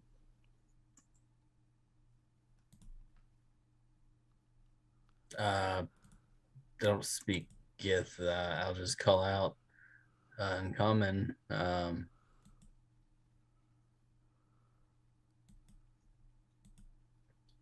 What's the fuss? You get no response, but you can see these exhausted and beaten two bodies like kind of crane around and look for where it came from. But no answer from either.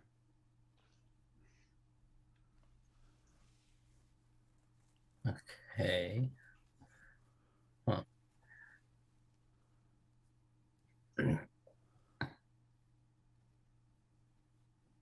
What do y'all think? Do we need to care? This is none of our business. Anybody? I say we just keep moving. Okay. Yeah, keep our eyes open. Along the next passage, you see the same thing, a life or death struggle between a human and a Gith. This time, the Gith gets the upper hand,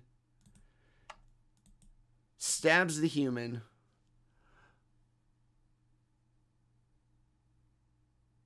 looks Banquo like dead in the eye from the end of the corridor. stabs itself in the throat.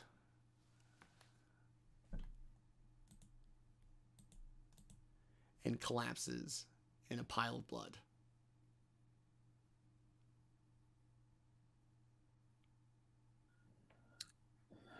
I don't like it. You know, it looks like we could bypass a lot of this by just I don't know if you've got any teleportation in your kit, but just kind of teleporting through to the other side here. I've got a little bit. I can handle myself and my companions, but I don't have anything powerful enough to bring people with me. I think we can bustle through here pretty quickly, knowing the way. I'll probably just skip ahead then, because these passages look kind of narrow for me to be squeezing Peduncle through. Yeah. He can make it, but it would be really uncomfortable and difficult for him.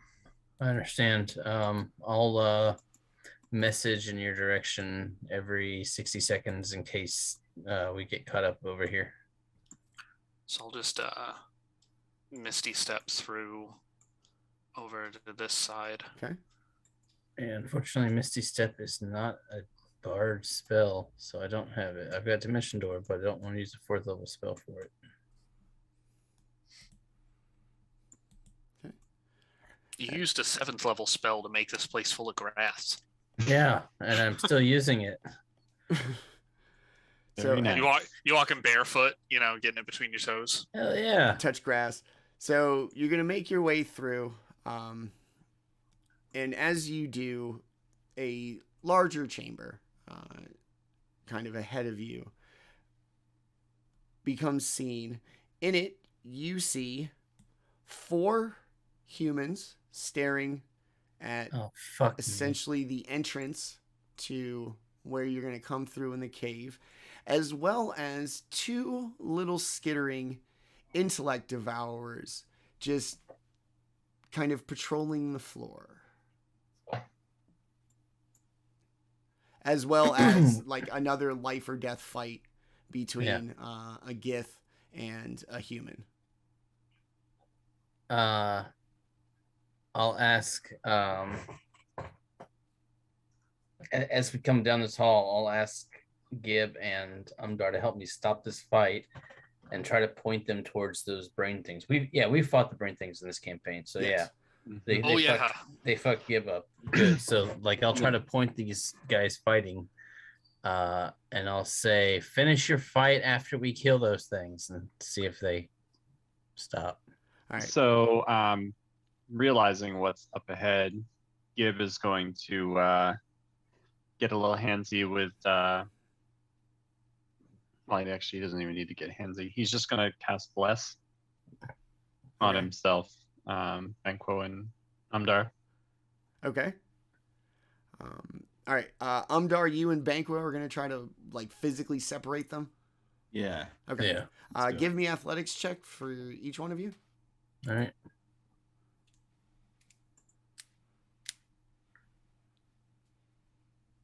Yeah, that's not gonna. Oh wait, you know what? I've got. Well, you have Bless now. Well, Doesn't work on checks, and I got a 4.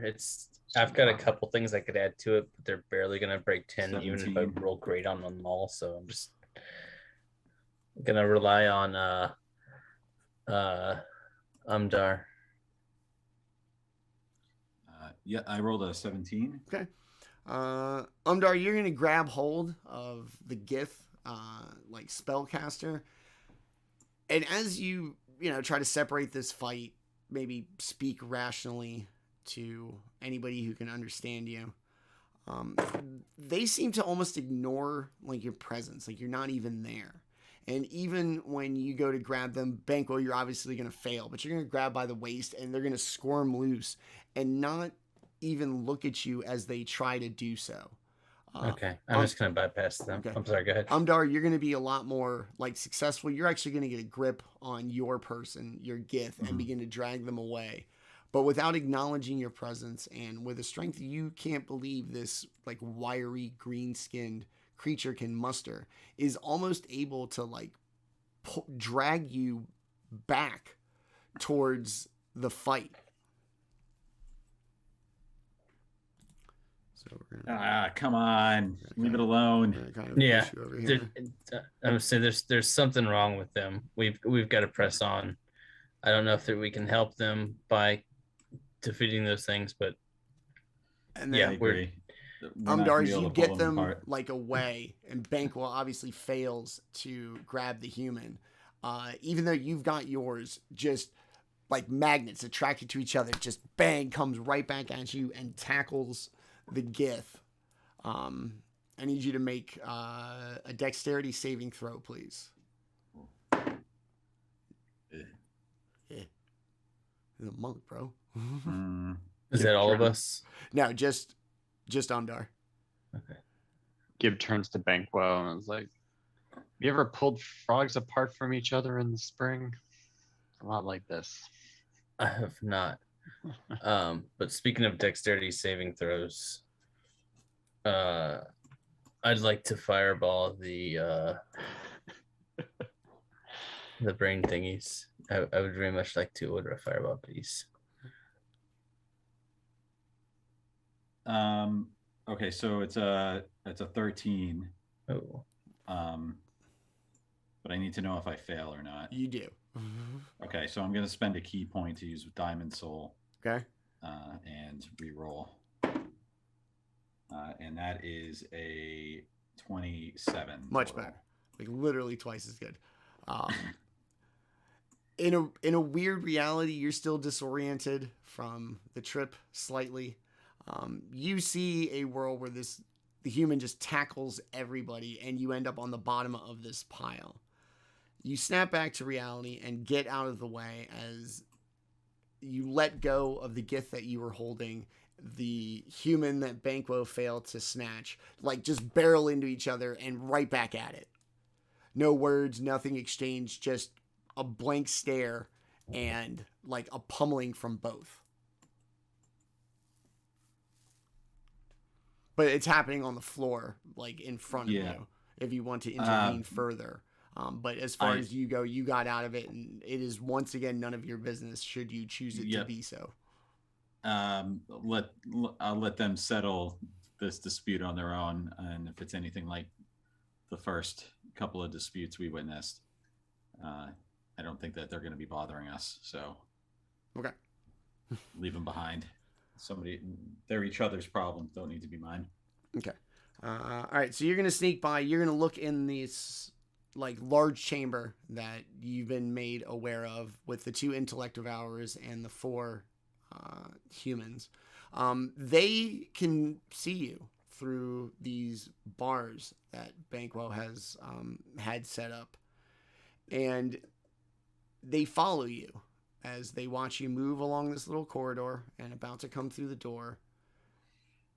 They stand there staring at you as if waiting for you to come through the door. Daemion, as you misty step through the walls, kind of bang out this little part of the cavern, you will see this giant upcropping that you're on right now. It's about 10 feet high off the ground. And then on one side is the side you came from via Misty Step. And then the other one, you can look down and see the 2 intellect devourers and the 4 humans, like absolutely just standing there, staring at the door where your friends are expected to come out. I'm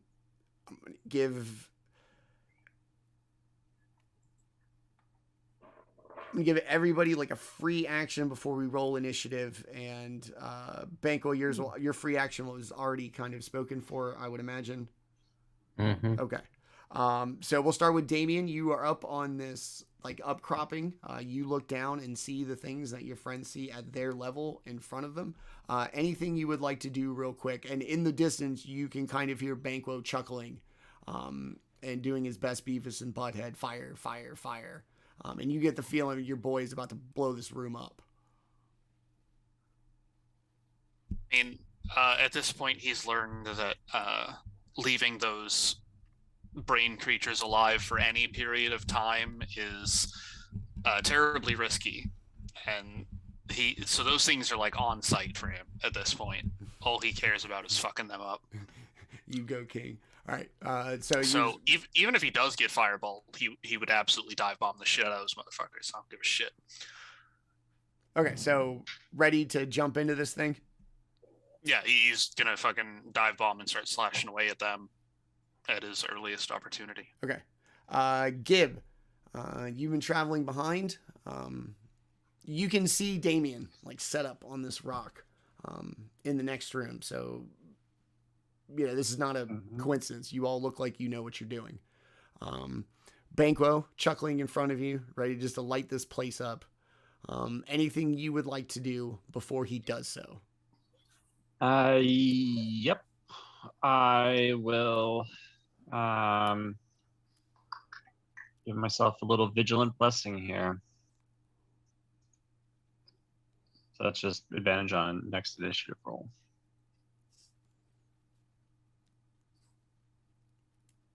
Okay. Umdar, anything as the Gith and the human like kind of fight at your feet, like giving zero fucks that you are standing there. Right. So I am going to use for my free action, I'm going to cast Aspect of the Worm, Frightful Presence. So I have a 10-foot aura, and I can force any creatures within my aura to make a Wisdom saving throw or become frightened for 1 minute as a bonus action on subsequent turns. So. Okay. All right. Banquo, give me the where.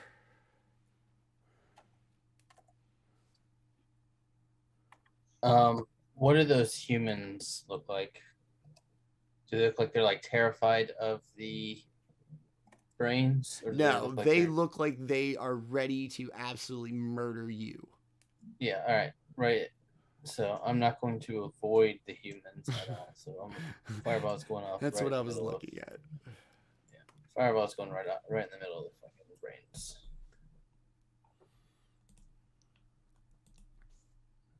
Okay, so everything. Yeah, everything. All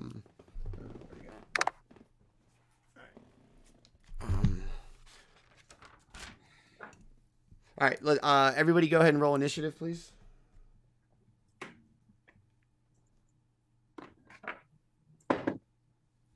And prepares for speed, piece of shit today.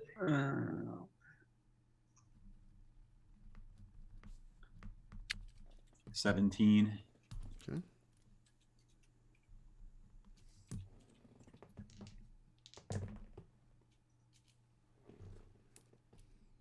$11. 16 for Gib.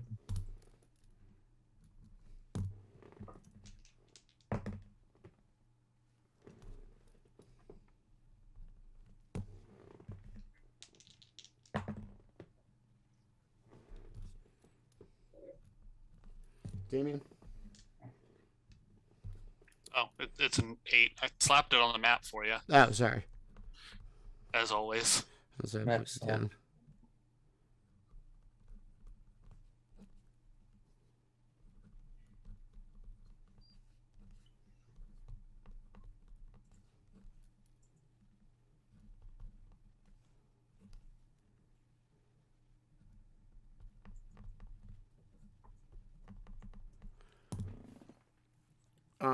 All right, so dexterity saving throws for everybody.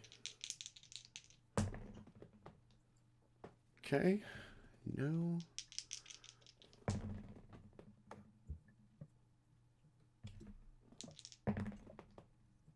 Okay. Fireball, that's what it is, right? Yeah. Okay. Just third level, normal, la-di-da-di. Okay. Your beautiful sculptured grass aesthetic that you have installed here just goes up in flames. It smells like, a wildfire. Everything gets hit. And as this like raging fire engulfs this room, hitting every single thing. Not a scream of pain or even the slightest little bit of panicked movement as the fire manages to burn down everybody except for one man. Save is 18. Okay, you're good. It was everybody failed except for him.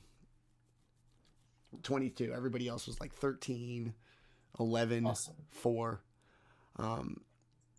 And as the fire engulfs him and burns away his clothes, his facial hair, skin on his face, stands there just as he did before you cast it. And you can see as the flames and the flash of light from Fireball subside that he stands there just as he is, just absolutely burnt and charred to hell. Oh. Okay. All right.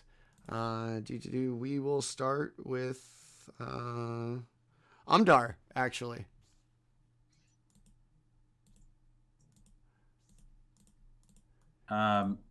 So the only creature standing here is this man. Just this George Washington, motherfucker. Yeah. I think he's the king or the advisor in the Eberron campaign. He's looking like a man. Well, I'm just gonna run over and try to restrain him. Make a strength check to grapple him. Ooh, 17 for me. I think you beat my strength check. Yeah. Okay. So you're going to come over and try to grab him and just absolutely just like instinctually just fights you off, makes no other effort of any kind other than to just stand there staring at the door. Still burnt, like some of his clothes still got a little bit of flame on it. But just completely unbothered by your attempt. Well, what's the deal here anyway? Who are you and why are you? No answer. Why are you down here? Not even turning to look at you as you yell. Just dead-faced, staring straight at that door. All right, I'm going to features of a ferocious dragon are going to shimmer across my form and force a wisdom saving throw on this guy. Okay. That's my bonus action. Ooh, 19. I assume he stands there as stoic as ever. Stoic and Having unwavering, passed. but menacing. Yeah, okay. Not like inner peace stoic, but like menacing stoic. Loner didn't have any friends stoic. All right. Gib. Yeah. Fireball has lit this room up. It is taking it. care of the banes of your existence. Mm-hmm. All right. So, query before we start: is there actual lava here, oozing all over the place? No. It Okay. would be like a giant like scorch mark from the fireball. Gotcha. I'm gonna dash. Okay. Run out. Can I assist in the restraints as a bonus action?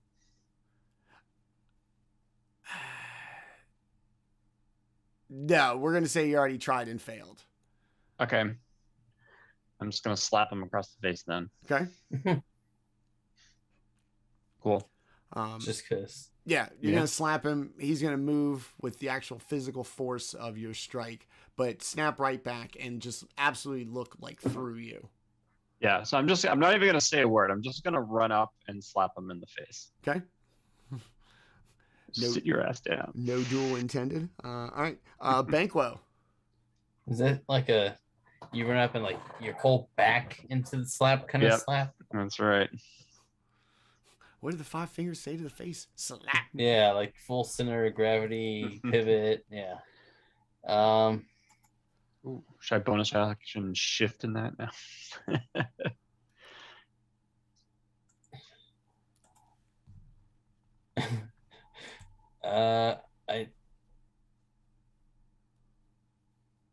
There's something wrong here, so I'm not sure exactly what should happen. This guy's not answering any questions, so there's really no point in dealing with him. I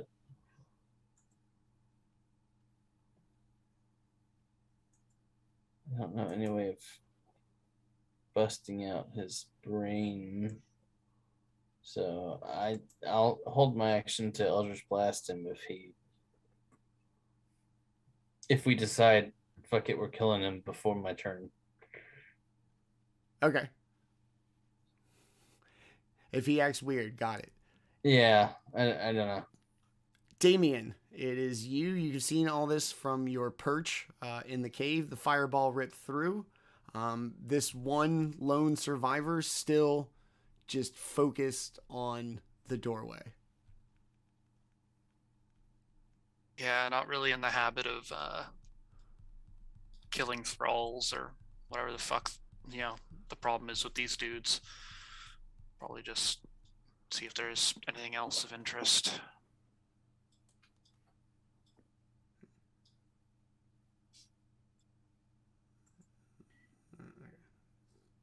I think my thought is, if they're like Gib was before, then without like quick magic medical attention that we're not capable of providing right now, they're probably doomed. And so if we kill them now, it might be a mercy killing.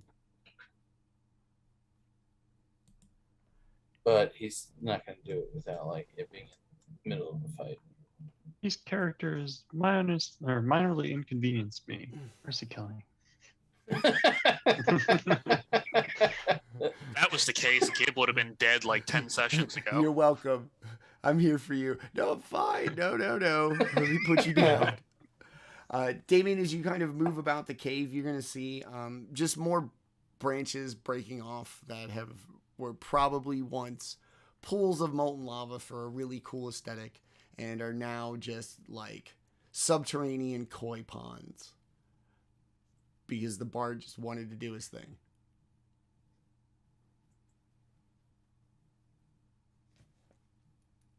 Yeah, I'll just wait for everyone to catch up, I guess. Okay. Umdar, back to you at the top.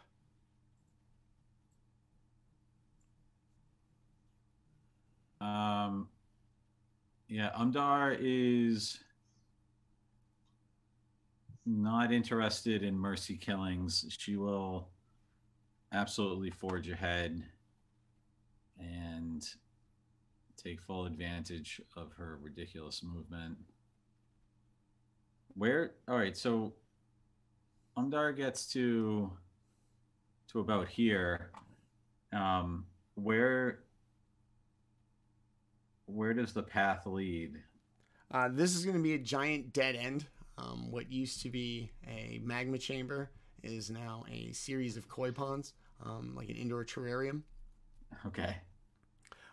So this way is where it ends. It dead ends at this point. Okay. So then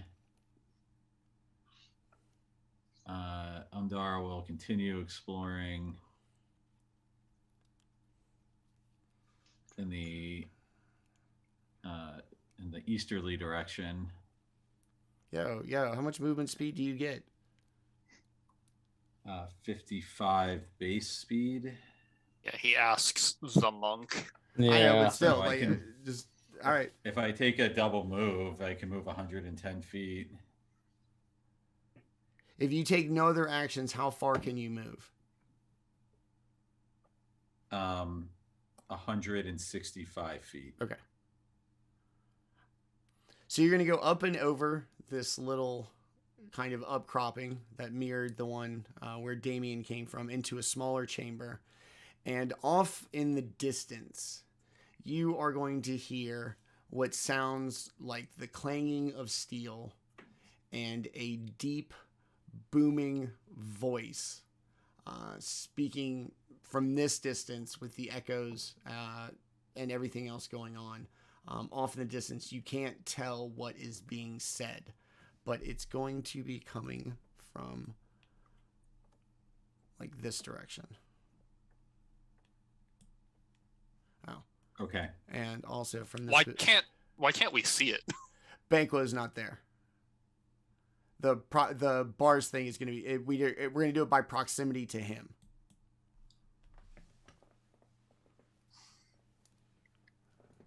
All right. Well, I'm gonna wait for the party to catch up to me then. Okay. I don't want to take too many risks. If I move another 55 feet, it's like abandoning the rest of the group. I don't want to do that. Gib. That'll end.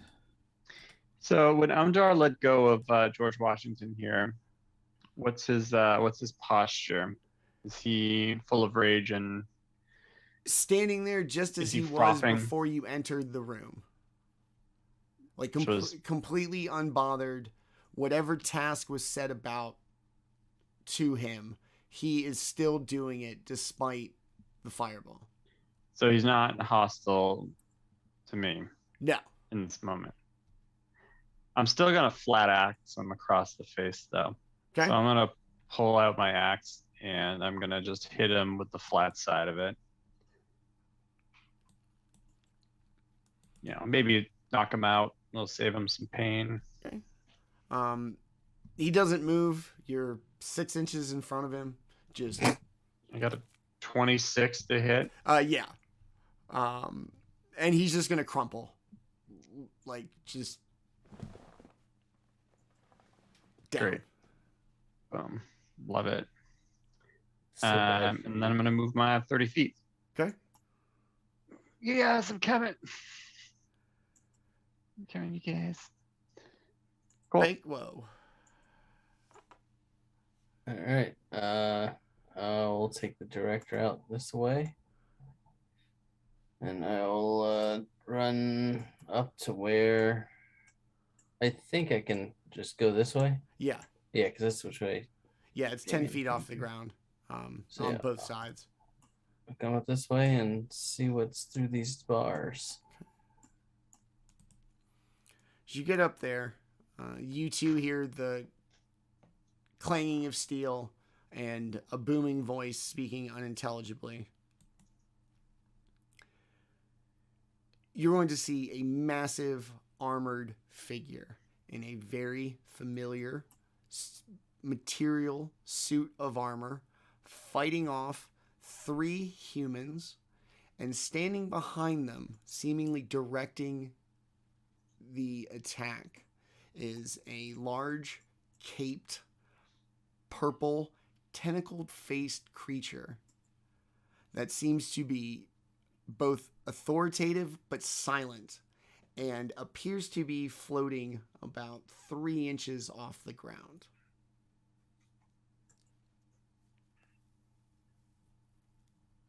All right, give me 1 second to see what bonus action I've got available. Son of a bitch.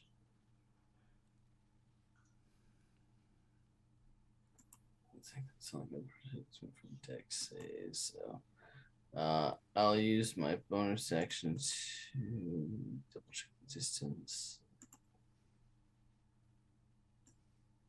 Nope. Not close enough to Hexblade's Curse, so I'll just bonus action inspire Umdar. I'll say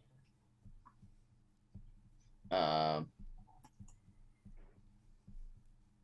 don't know how to fight that weird squid thing, but maybe your initiative could use some zing, or maybe your attacks could use some zing. You'll take a D10 inspiration. Okay. And that'll end my turn. Thanks. All right. Daemion, Banquo is going to move across. From your perspective, you see, just straight as towards the action along this route, you're going to see this massive, large, completely armored figure, head to toe, a familiar material made out of the armor, and just like you saw with the Gith, seems to be fighting off these mindless humans, as behind them they are directed by this squid-faced purple creature, seemingly mastering the puppet strings. Yeah, I mean, probably would have done something about it that last turn, but I've got more than enough fly speed to just go straight to that motherfucker. Let's see, so you said something about the armored figure that I didn't quite catch. Like, you said he looked familiar, or is it the armor that looks familiar? The armor's familiar. Yeah, that adds up. Okay.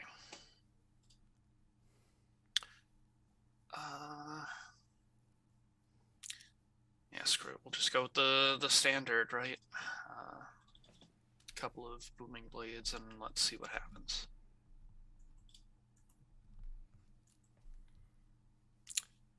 A 30 to hit. Yes. Color me shocked.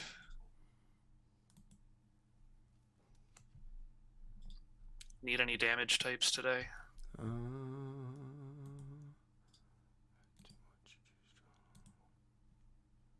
Nope. Alright, so that's 23 from the first one.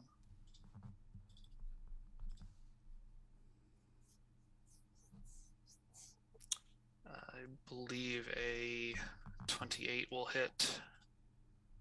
Yes. It's good to know.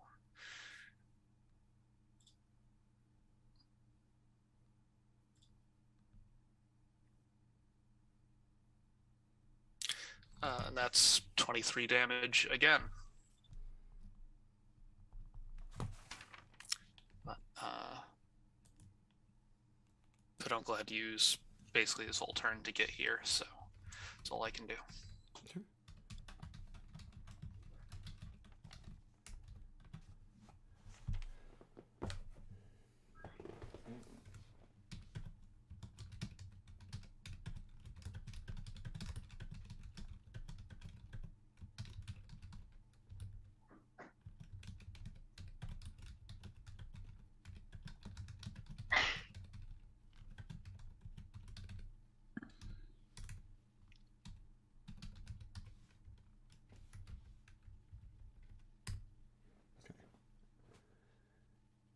Daemion, as you fly in, hop off, slash the shit out of this guy. Despite the damage, it's going to turn to you, look you dead in the eye, and as far as everybody else can see, it just turns to look at Daemion almost like quizzically. And then there's something in the chat for you. Yeah, I read it. Okay. Did you say hop off? Oh, no, okay. I guess not. No. Yeah, because I most definitely don't do that. I most assuredly did not. Okay. But yeah, I mean, message received, but if anything, that just redoubles my resolve. Okay. All right, anything else? Nope. No, good to go. Okay. All right. This purple-headed creature is going to turn to you. It is going to reach out and touch you on the shoulder. And I need you to make an intelligence saving throw, please.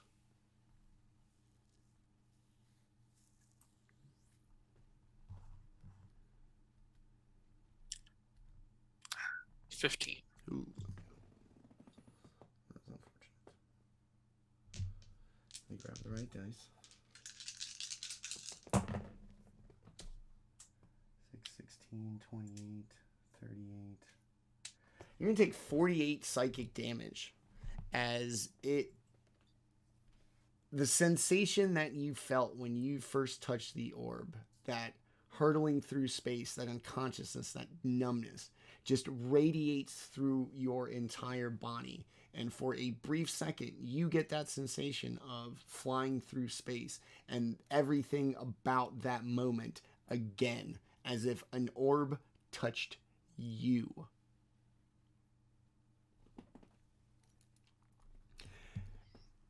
And along with that pain, as you squint, you're going to hear this deep, satisfied laughter in your head.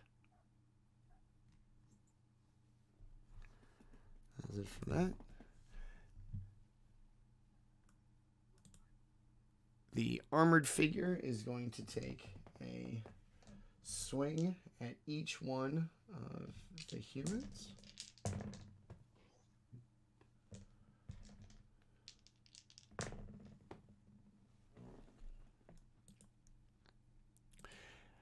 And now you can hear him in another deep, almost artificial voice, cadence and everything, but the depth and the volume of this voice do not match this seemingly average-sized humanoid. It's just sliced down with a larger version of a familiar sword to Daemion, cutting down two of them and stopping short on the last one, slashing into their side, not enough to kill them, but as they stand there, just like mindlessly clawing at this large armored figure.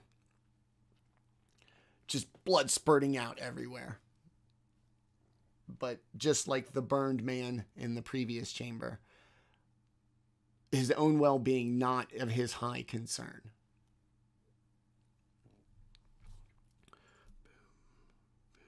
Umdar, it is you. The wall's transparent. You can see all this coming through. Daemion engaging this large armored figure, striking down two humans, seemingly attacking it. What do you want to do? I am going to join Daemion's efforts. I'll have to use a dash action to get over there, and I will use a let's make sure I get this right. Bonus action, flurry of blows. Okay.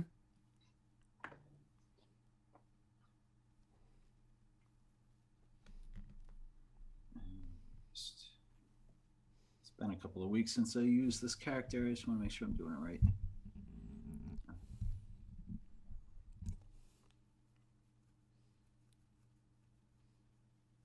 Yeah, okay. So it'll be a 26 to hit. Yes.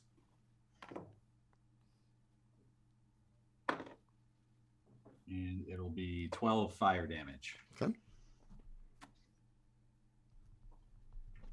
And that will wrap Umdar's turn. As you strike it, just as it did to Daemion, it is going to turn, look at you dead in the eye. Oh, here I go touching things again.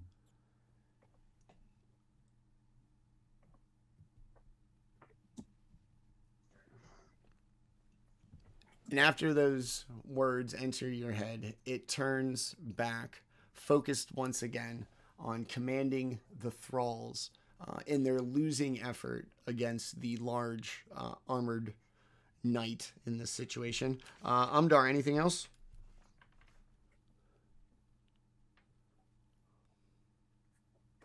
No, that's it for this turn. Okay. Gib. Yeah, can I recast Walter? Yes. Resummon Walter? Yes. Thank God. Okay. You can use, is that like, sure. Okay. And then I get to move 60 feet and then 3, 4, 5. All right, that bring me next to, was that an action or a bonus action? Like, can I dash? Bonus action for, to summon it. Okay. So can I have Walter dash? Yeah. Me on it just to get up into the thick of it here? Yeah. Great. Cool. Hold on, I think I missed something. Why is Umdar marked as... Is that frightened? I have a aura that I can cause fright. That's something you're doing. You're not it's the one. It's my aura, and I can force fright on a check to frighten someone. I wanted to make sure, because while you're near me, I don't think you can be frightened. So I was concerned for you. I'm safe. Okay. Thank you. Cool. I am kind of frightened though, actually, to be honest. Not gonna lie. Unrelated to the game, real life, role play strong. All right, Gibb. So you're gonna make it up there. You were going to see the knight engage with what's left of this human kind of attack, as well as two of your companions up on this tentacle-faced, purple-skinned creature floating above the ground. Mm-hmm. Lovely. You want to do anything? If you're gonna call that Walter's actions, the dash. So yeah, I mean, if that's what's happening with Walter, then I'm kind of out of reach of this guy still, right? Yeah. Yeah. Okay. You know what I'll do? I will cast Spirit Guardians. Okay. Oh shit. All right. So yeah, it's 15-foot radius. And then what is it, 3d8? Yeah, where do you want to put it? Well, it's centered on me, right? Okay.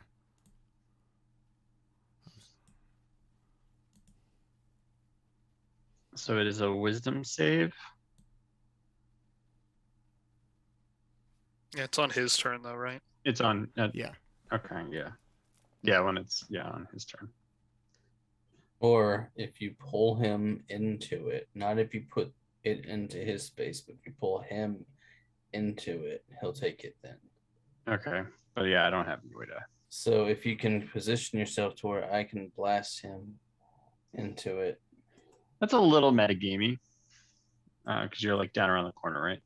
Also, I don't think it would really change anything, because then his turn would come and he wouldn't take it, right? Yeah. So Yeah. So it's the same amount of. Yeah, you're just telling it when it's gonna be.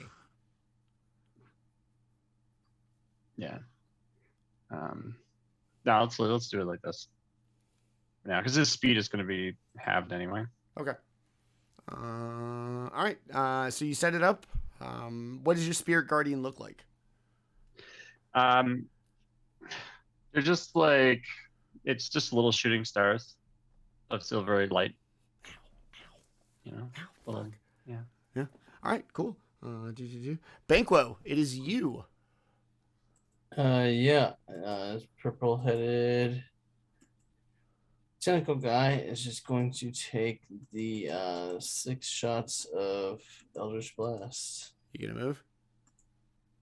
Yeah, I'll get a little bit closer. Sorry, my browser's being slow as hell. I'm trying to get back to the map. There we go. So if I get 25 feet closer. And yeah, right between Gibb and Daemion. That is now a koi pond. It's pretty deep. Oh, you got your boots, so. Yeah. All right. I'm moonwalking. And yeah, I'll just 6 shots of Eldritch Blast on this guy. Okay. It's plus 10. 60, 20 roll.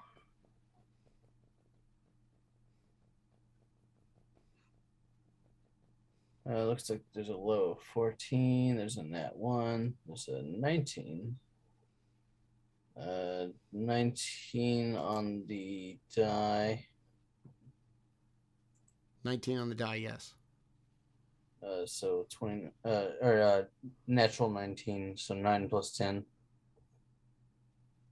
Does a 17 hit?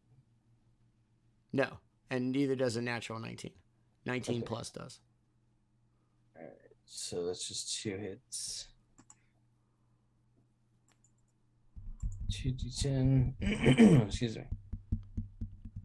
So it'll be 19 force damage, and I won't bother knocking him back. That'll be the end of my turn. Okay.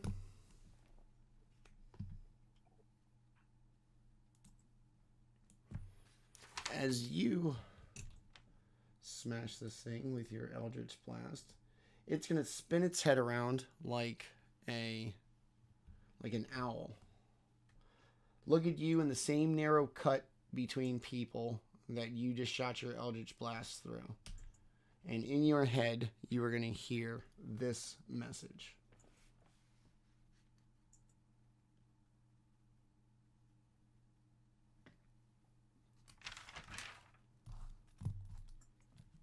Okay. All right, Daemion, it is now you.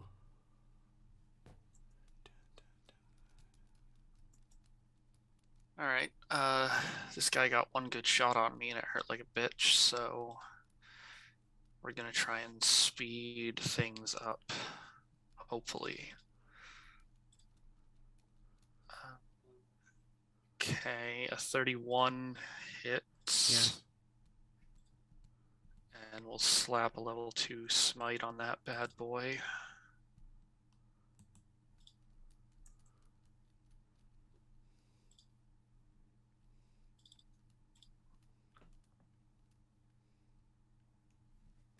Ooh, for a total of 47 damage. Wow, very nice. Nice. And then we'll try one more time. Come on, show me a 20. It would be really nice. Nope. Okay. Does a... I think you said a 19 misses, actually, 19 right? does miss. Oh, look at that. First time I've missed an attack in a while, I think.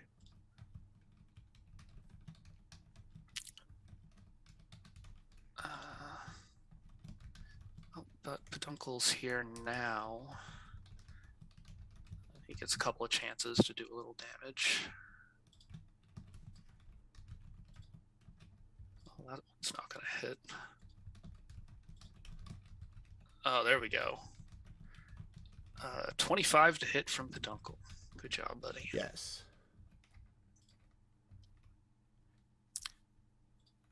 For 13 damage. Not Okay. bad. We take those. And as Peduncle rears back and smashes it, it's going to look you dead in the eye.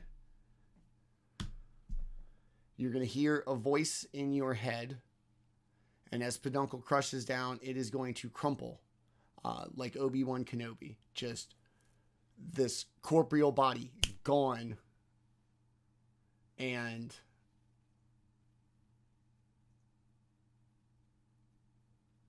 just the robes that they were wearing remain. Daemon's just going to kind of mutter to himself, I have no master. Upon this moment, the thrall is going to kind of snap out of it. Just as they do, huge strike comes through, striking them down, and now dead. Wait, what struck them dead? The knight. The dude in Oh, the knight. armor. Oh, okay. All right. Mr. Red Eyes. You over guys are there. really killing Got me it. with this connection bullshit today. I don't care that you're not here. You're fucking up the cameras. That's my problem.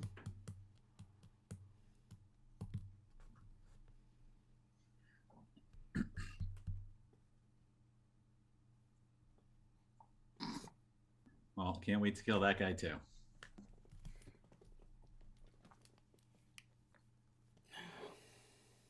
Kind of hoping he's on our side because I keep hearing familiar armor, and that is hopefully a good thing. Is he? one of the guardians of the vaults? I think that's the implication. Yes. Okay. Because I think I would have seen that armor as well. Maybe You all on a would have seen it. corpse, in the previous vault. I don't remember. I had a full set of it that I was lugging around okay. before I reforged it into some of our own equipment. You would all have at least seen examples of it. And one of the swords that I carry is of the same material. Like, this is a metal we all have had extensive experiences with lately. It's very distinctive. As he does, he's going to straighten up his posture very knightly and formally. Take his sword from the ready position. Turn it upside down, down in front of him. Kneel at his sword. This helmet, inside, all you see are two, like, glowing orbs of fire. No flesh, no nothing. It is a helmet with eyes. Every other exposed part of the body is covered by this suit of armor. So the only little vision you get into the being inside is going to be the slits in the helmet. And as best you can tell, no mouth, no face, no nothing. Just two fiery orbs. Sword down, kneel down.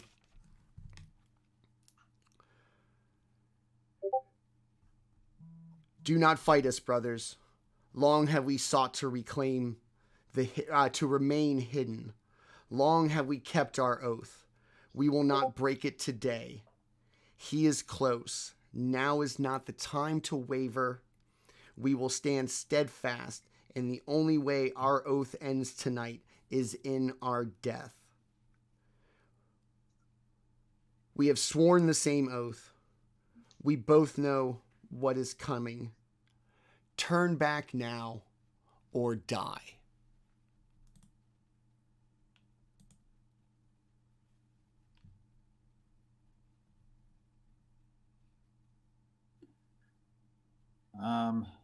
We've never turned back before, and we've always managed to survive.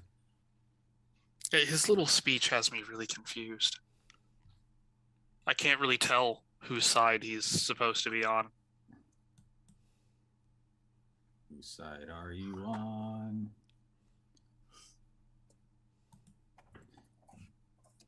What oath do you speak of? The oath to protect this world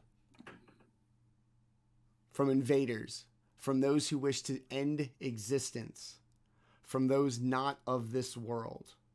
An oath that was sworn thousands of years ago. I hold true to this day. He will not come for what I have and set this world about on a path of destruction. So you're certain that you've protected it, that no one's gotten in? I know for a fact. And it stands up, and he opens like a compartment in his chest, like Bender bending Rodriguez. And inside, you see the orb, as if powering the body and being the source of their existence. Perfect. Well, shit, that's a fucking relief. And he closes it. Do not fight us, brothers.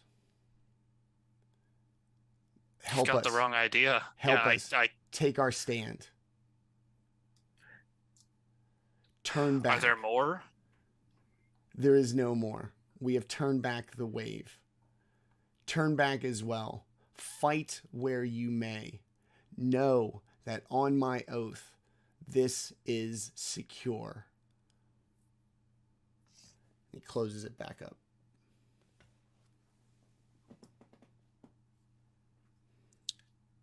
Well, shit. I guess we actually made it somewhere in time for once. That's a first.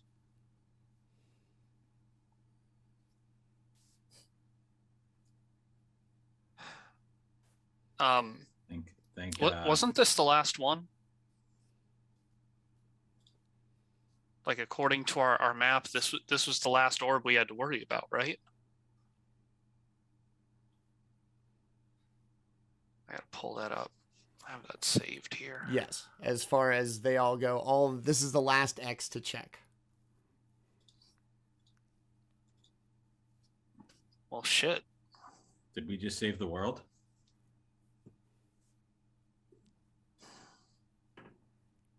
I don't know. I feel like one of the things that squid-headed motherfucker said was that this was the last one that they needed.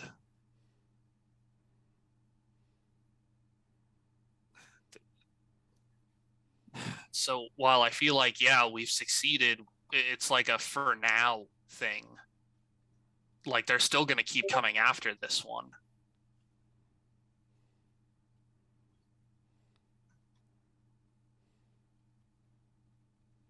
Hate to ask, but should we take it? I mean, I don't know that it's really any safer with us than it is with him. He seemed to be doing pretty fucking well, to be perfectly honest.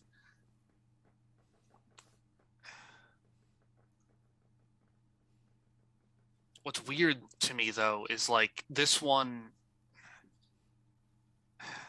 there's no actual like vault here. Like, all the other vaults were really, really similar to each other.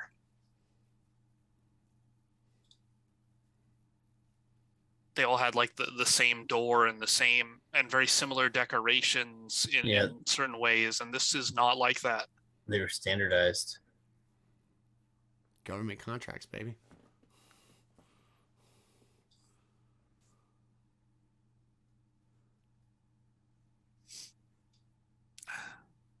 Paladin, where is your vault? I am the vault. I am this plane's last stand against the champions of Illithrax. As long as I protect my charge, and he bangs on his chest, we will be fine. Would not it be safer for you to go somewhere else, somewhere where you can't be reached by the likes of his minions? His minions will come. They will come for all eternity. For all of the beacons have now been activated. The last one only recently so. He is coming.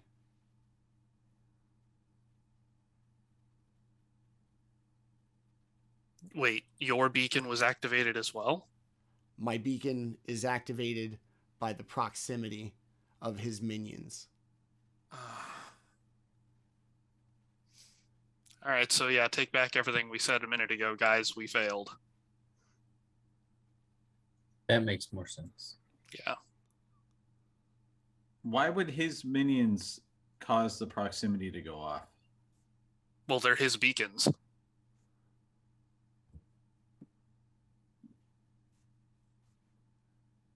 Okay. So now our only shot is to go toe-to-toe with this guy, I guess.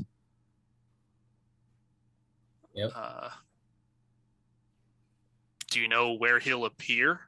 Yeah, I was just about to ask, where is he gonna come? Oh, he doesn't come here. Upon completion, his champions go to him to prepare for the invasion. Oh, well, that's convenient. Where do his champions go? The Starry Citadel. Starry Citadel. I think you're missing the point, though. He deems anyone who touches one of these beacons as one of his champions, so we're just gonna get warped there. At this point, we might as well just sit on our asses. Well, speaking of sitting on our asses, if we're about to go fight this guy, I'd like to sit on my ass for a while. He's going to stand up, sheath his sword, take a step back, and the floor around him is going to start to glow. It looks like the same constellation you've seen, the star map on the ceiling of every vault. This one on the floor and glowing.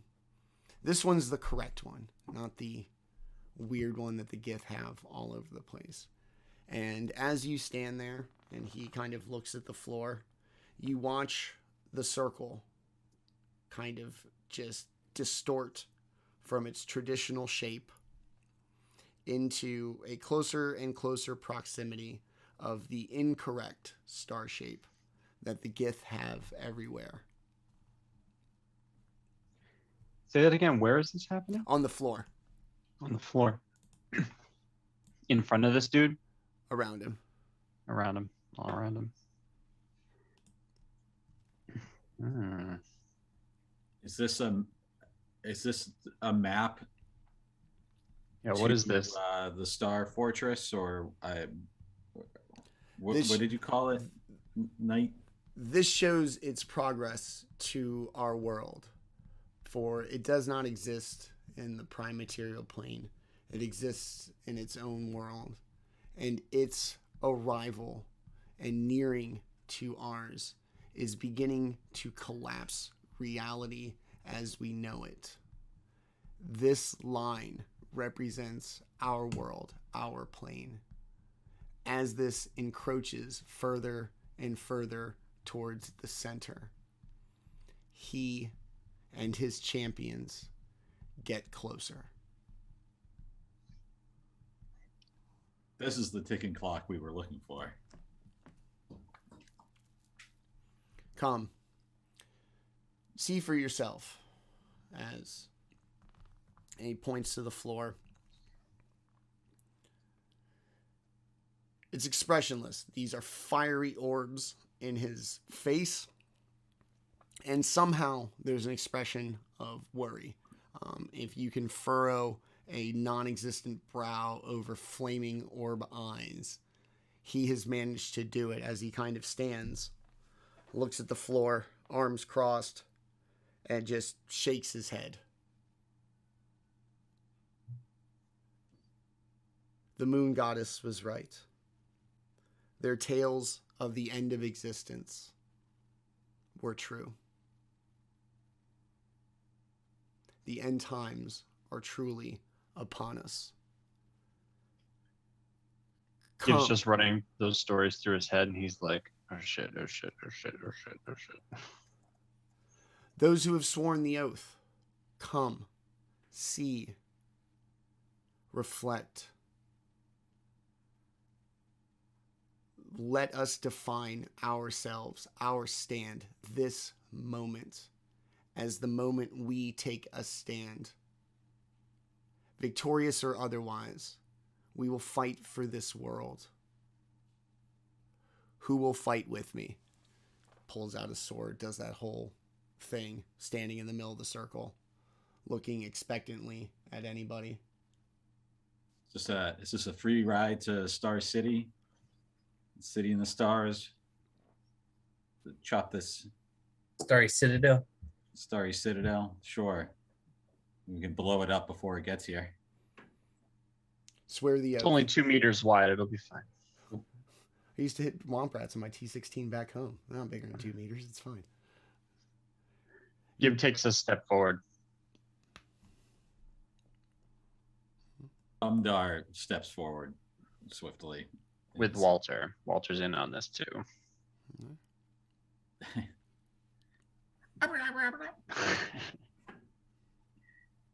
Whatever noise raccoons make, giant raccoons make. That was pretty good.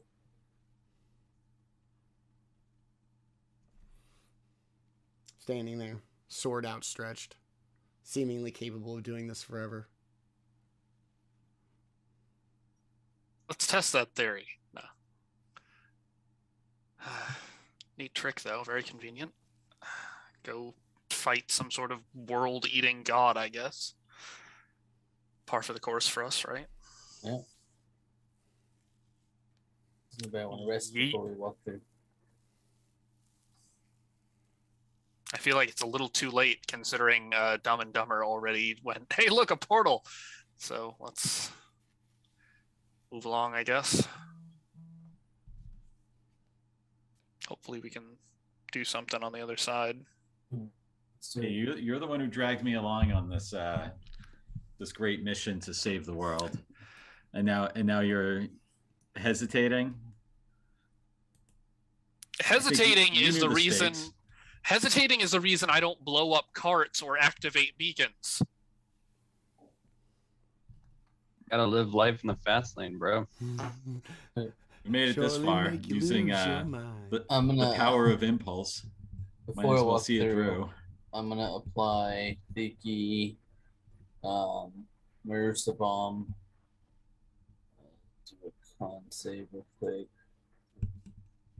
Res for Black Sap and do all that good stuff. Get myself all battle ready. And I didn't hear any of that. oh, sorry. He's initiating his power-up sequence. Yeah. Thinky Root, Marusa Bomb, Black Sap, and one small hidden potion. Hmm? Damn, I really didn't just for fire, poison, and charm, frighten, defense. Okay.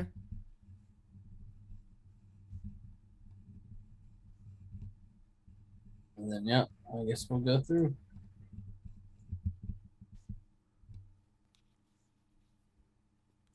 I need you all to physically move. Assume that this is the Okay. portal here, this outline.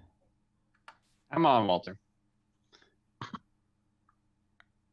As you all approach, the sword out in front, for that, that whole thing from Fellowship.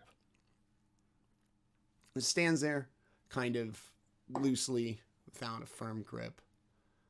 As you approach, his body tenses suddenly, and the sword goes from offered out in front to straight up and threatening. You thought me a fool, champions of Illithrax, that you would make it this far, and that I would just give up a 2,000-year oath. I am no fool. You will die here, and I will save this world single-handedly. Jams his sword into the ground, rips open his chest. You just call me a champion in Illithrax. Rips open his chest, grabs the orb, and smashes it against the wall. But you can smash these things?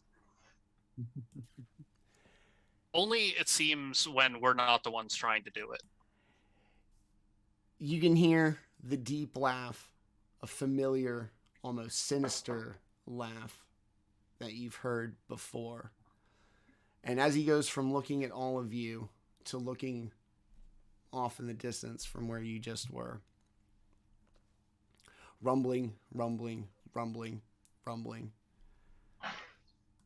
A fire grows smaller, bigger, bigger, bigger, bigger, slowly obscured on the outside as if a container is fitting around it. The fire grows bigger. The container grows bigger as it forms around it. A almost guttural roar can be heard. The heat in this place gets intense once again. The paladin begins to laugh.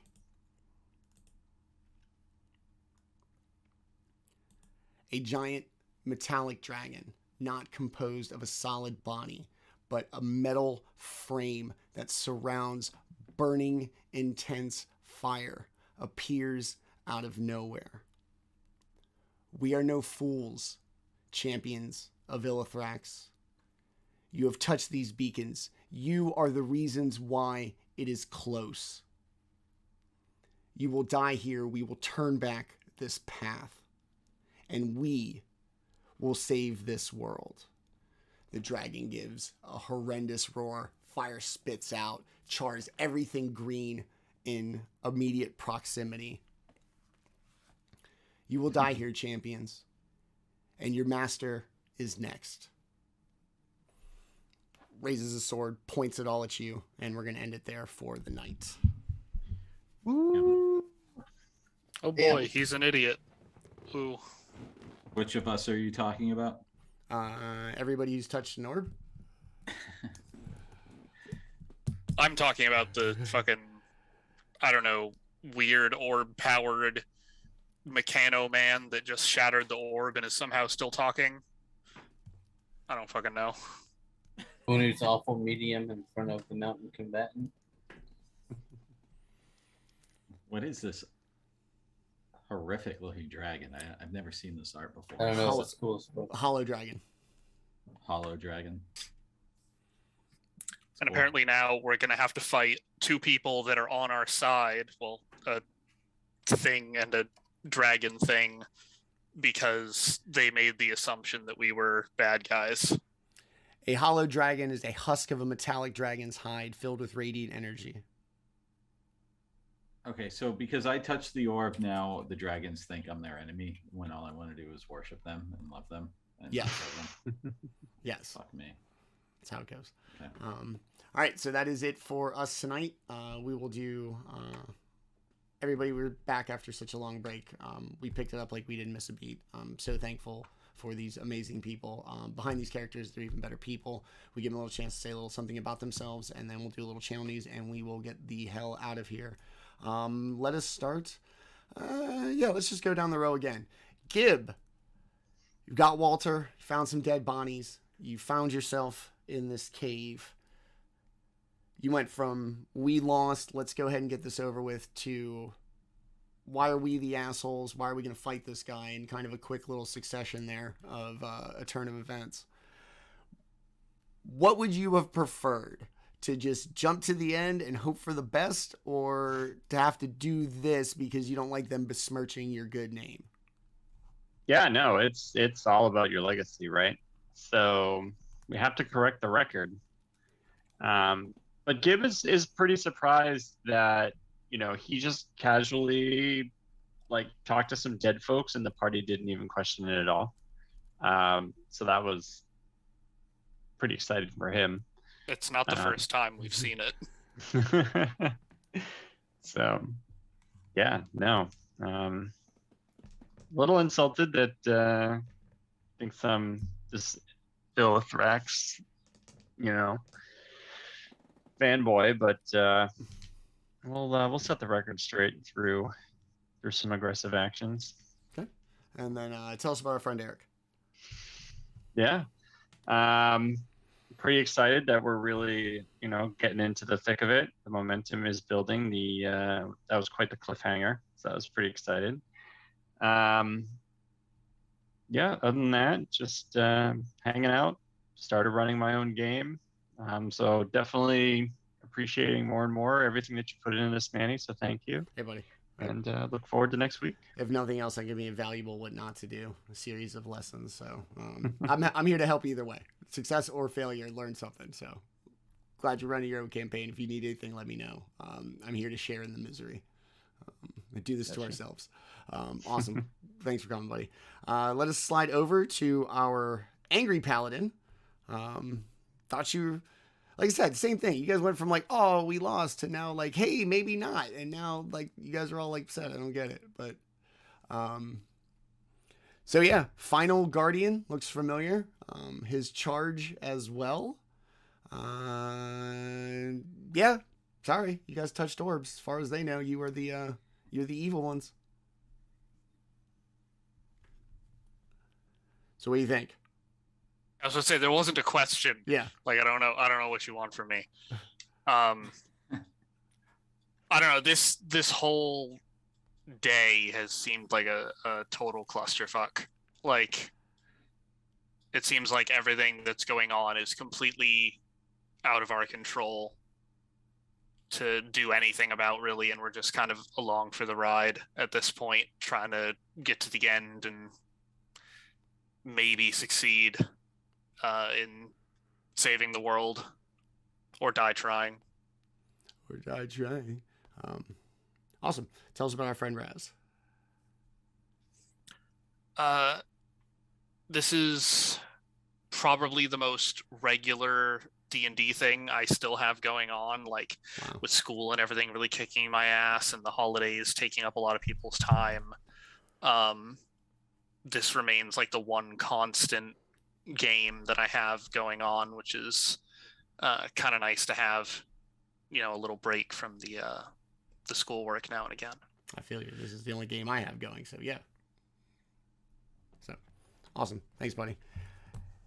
Banquo. You are the newest initiate into the orb touching fraternity.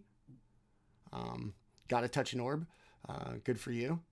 Yeah. How's membership going? Yeah. Any regrets? You good with your choices? He's feeling trick fucked. He should just removed the mountaintop and not stuck his hand in the hole. But here we are. Here we are. He's going to try to convince this fucking ghost rider transformer dragon not to kill us, that we're on his side, and see how that works out. Yeah. And tell us about your point. Yeah, this is also my most consistent game.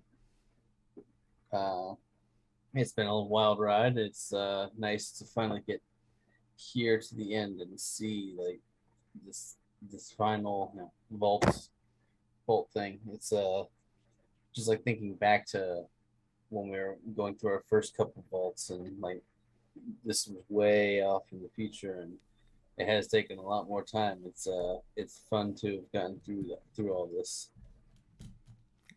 Awesome. I appreciate you, all the work that you put into this. Awesome. Good for you guys. And all right, last and not least, our aspiring dragon cultist, who I can't decide if all of this exposure to dragons is either firming up your belief that this is a good idea or politely talking you out of it. I'm scared to ask which one. I feel like the answer is definitely both to an extent. Rational Tim is probably like, yeah, this is way too much shit.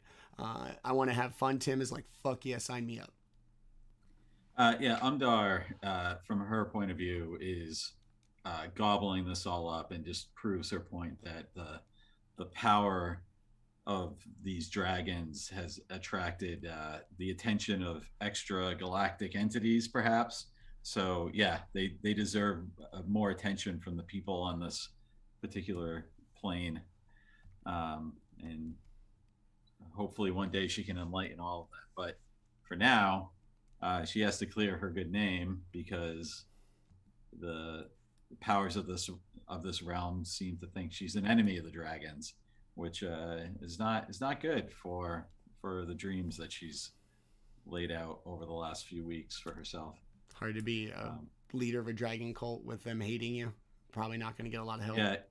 If the dragons think that I'm their ultimate enemy, I don't know how I can be a good dragon popess. You never know. Who figures out? And then tell us about our friend Tim. Having fun being a PC in 2 campaigns right now, and getting way too excited about DMing again way too quickly. But I have an Eberron game that I'm daydreaming about when I'm not rolling dice with you guys, and with Nick and Eric, and the game that Eric's running. So we'll see how quickly I can get back up on the DM horse after this campaign wraps up. Probably a lot quicker than you think. Yeah, probably too quickly. Probably. I want to have a better plan that, not unlike what I've seen you try to do, where a campaign ends. That's been my downfall so far with planning campaigns. You plan like the first 3 sessions, and then this is an ongoing process. Like, we've been at this for however long, and I probably have like 2 more weeks of actual writing, and then this will be done, and that'll be great. I can't wait. And then we'll move on to whatever we have next. But as always, thank you guys for being here. That's going to do it for us tonight. Tune in next week as we really start to wind down to the conclusion of our high-level limited campaign, Dynasty of Dragons. And we'll have more about what is going to be coming up after this, in this time slot on Wednesday nights. And then at some point, hopefully soon, we will have kind of a big debut teaser video up on YouTube and our Twitch channels about everything we've got going on with our second anniversary for the channel coming up in January, as well as our very big and ambitious plans for 2023. So look for that here on Twitch or on YouTube in the next couple of days. That's going to do it for us tonight. To everybody who watched, thank you so much. To our amazing cast, I love you guys. Thank you. And we'll see everybody hopefully back here next week. Always remember, I like tabletop role-playing games and the people who play them. We're out of here, and we'll see you next week. Bye-bye. Fuck, where's the end of it?